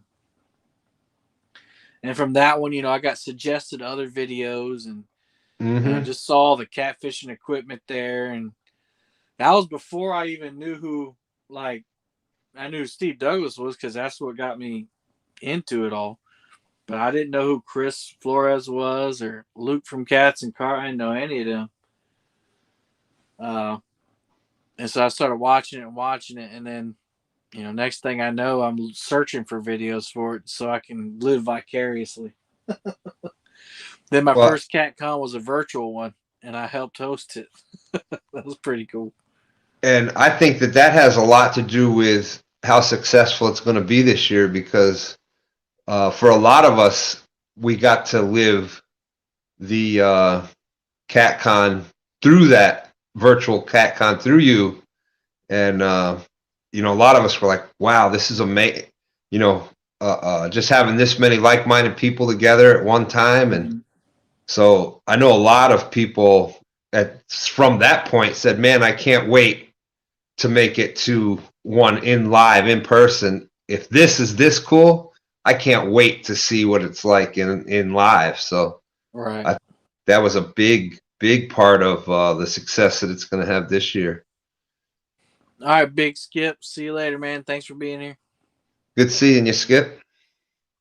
Yeah, I think I think so too, Stan. I think I also think that COVID has got a lot of people excited about just going to something, It's like, all right, I'm going, it's a risk. I'm going to take it. I'm just going to go. I'm just going to do it. And there's a bunch of good vendors already lined up. Just about all of the major rod dealers are going to be there. Whisker Seeker won't be there, but Tackle Bandit carries Whisker Seeker now. And he said that he's going to have a lot more rods. Nate said that he didn't realize that people out east or more east would be into Whisker Seeker, because people around him in Oklahoma are meat hunter people, meat hunter rods. So I was like, oh yeah, man, you need to stock up on Whisker Seeker. I bought one of his Whisker Seekers, and I said, stock up on them suckers. The Whisker Seeker, I've used the what's it called? The Whisker Stick, the ice fishing rod. Whisker Stick, yeah. That was awesome. In the one video that I did, that was Green Machine. I got like a 30-something pound, almost a 40-pound fish on that little ice rod, but it was an awesome rod. It handled it great. I was really impressed with the Whisker Seeker. Yeah, Mike Murillo got his daughters each one of them each. Alicia said at CatCon 2020, I was trying to figure out why so many people were walking around filming with phones and going GoPros and narrating it. Yeah. Anna and I were supposed to come in 2020, but money was so tight, and we were planning on going on another trip, and we were planning on going to DC in April. That's what it was. And so we just decided, with all the craziness going on and money being tight, we'd wait till next year. And we had we had hotels reserved and everything for 2021 CatCon. Then it got canceled, and then the rest is history. Then it turned out you needed the hotel anyhow. Yep. Wow. Sorry, Halo. Alicia said it was like I stepped into a whole new world. A Yeah. whole new world. Yeah, I think it's gonna be pretty awesome. Yep. Meeting And if so you many haven't, people. if you don't know what we're talking about, February 25th and 26th in Louisville, Kentucky, there's the 2022 Catfish Conference. And there's going to be everything catfish in one building is kind of like their motto. And that's even more true this year because you're going to have a YouTuber booth. You're going to have Golden Whiskers there. And then all of the awesome dealers that normally come are going to be there. Any rod you want, you can probably find there. And most of the reels you want, you can find them there. You even find some rare reels. Hamilton Bait and Tackle had some like rare Abu Garcias that I've never seen before. Wow. And even if you're not intending on buying a rod there, it's a great place just to get your hands on one and just to pick it up and try it, even if you plan on buying one in the future. You know, once I started getting around and fishing with different people and actually getting to try and hold a Muddy River rod and Uncle Lou rods and Mad Cats and Big Cat Fever, they all have got their own little, you know, what some feel better than the others, the way the reel seat is. So if you can, I recommend highly being able to get a rod in your hands before you make a purchase. Yeah. Or you'll end up like me.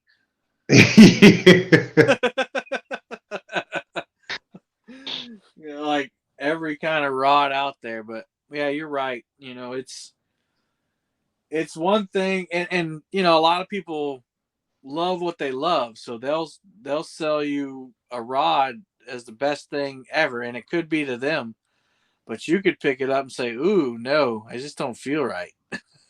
Like this medium action Uncle Lou rod right here. Yep, I got one right there, but I busted it off earlier. Or no, I didn't. It's the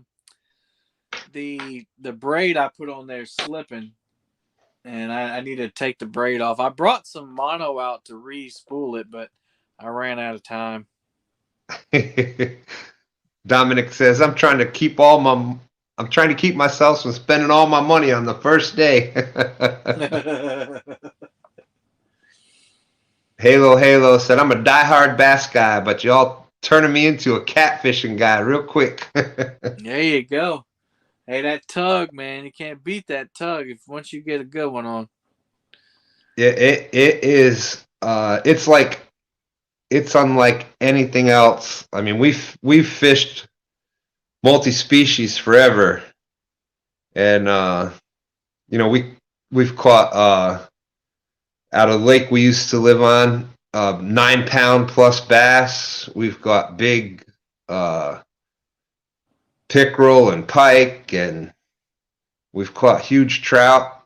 But then we came down to Virginia, and man, you get that first big blue cat or a flathead, whatever, and you see that first, I don't know, 15, 20 pounder, and it looks like a freshwater shark coming up.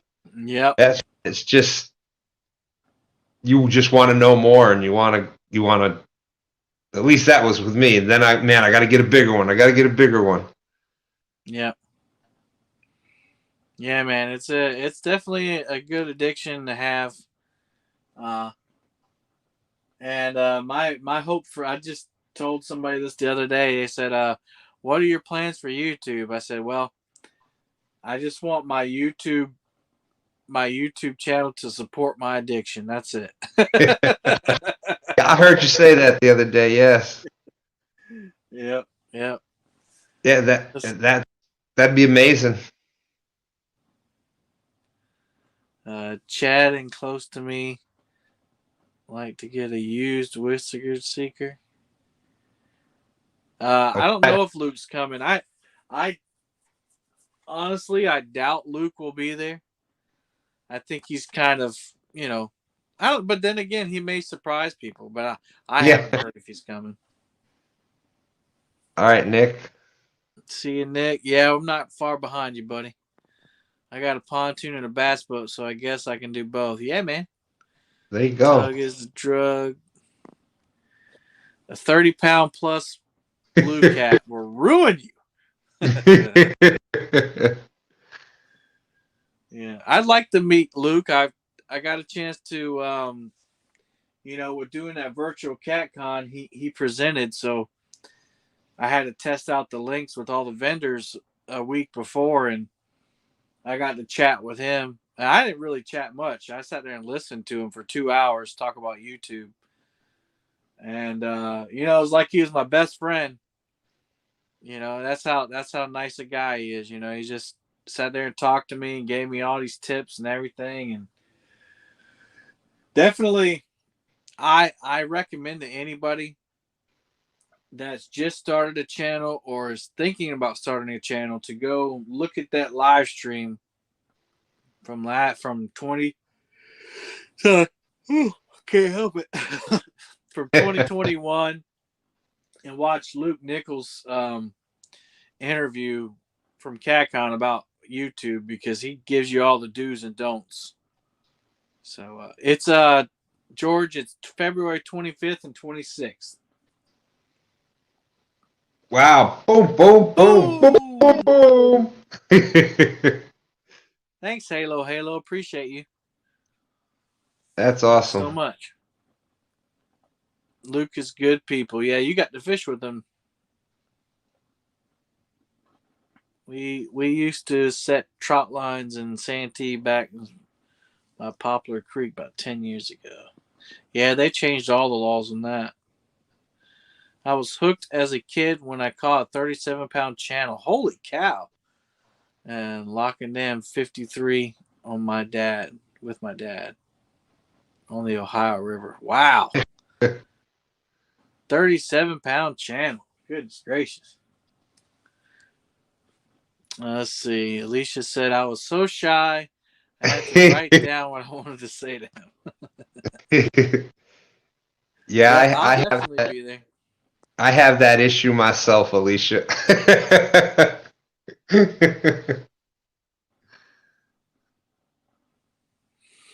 Mike Chavez says, I took Luke Gar fishing video. I saw that video. It's pretty good. Well, Stan, I think I'm gonna head out, man. I feel the cot calling me, and I know you don't want to overdo it on your first day back. Well, I feel great. Thank you for been having a good conversation with you, Kevin, and it's really I know I'm feeling better because as it's going on, I feel the energy coming back, just getting back up and talking with people again, and I love that. So we had I thought it was a great conversation tonight, and appreciate you coming up earlier. Yeah, man, it was awesome. Like I figured I'd come live for another hour or so, then be done with it. But God had different plans, and I think it was a good conversation. So definitely, and I appreciate everybody who came in to chat and hung out with us. At one point, we had almost 80 people in here after 10 o'clock at night. Yeah. But I'm gonna pray us out, and we're gonna get out of here. Heavenly Father, Lord, I just thank you again for all the support you've shown Stan and myself and the community. And Lord, we know that it's your will that these things are happening. And I just pray that it will continue. And Lord, if it's ever not your will, I pray that you close the door on all of it, Lord, because I only want what you want. Lord, I pray you'll keep me safe out here and keep everybody in chat safe. And Lord, help those who are still sick heal up. A couple people mentioned in chat that they're sick now. Lord, just ask you to heal them. We pray this in your name. Amen. Amen. All right. Well, y'all, until next time, happy fishing.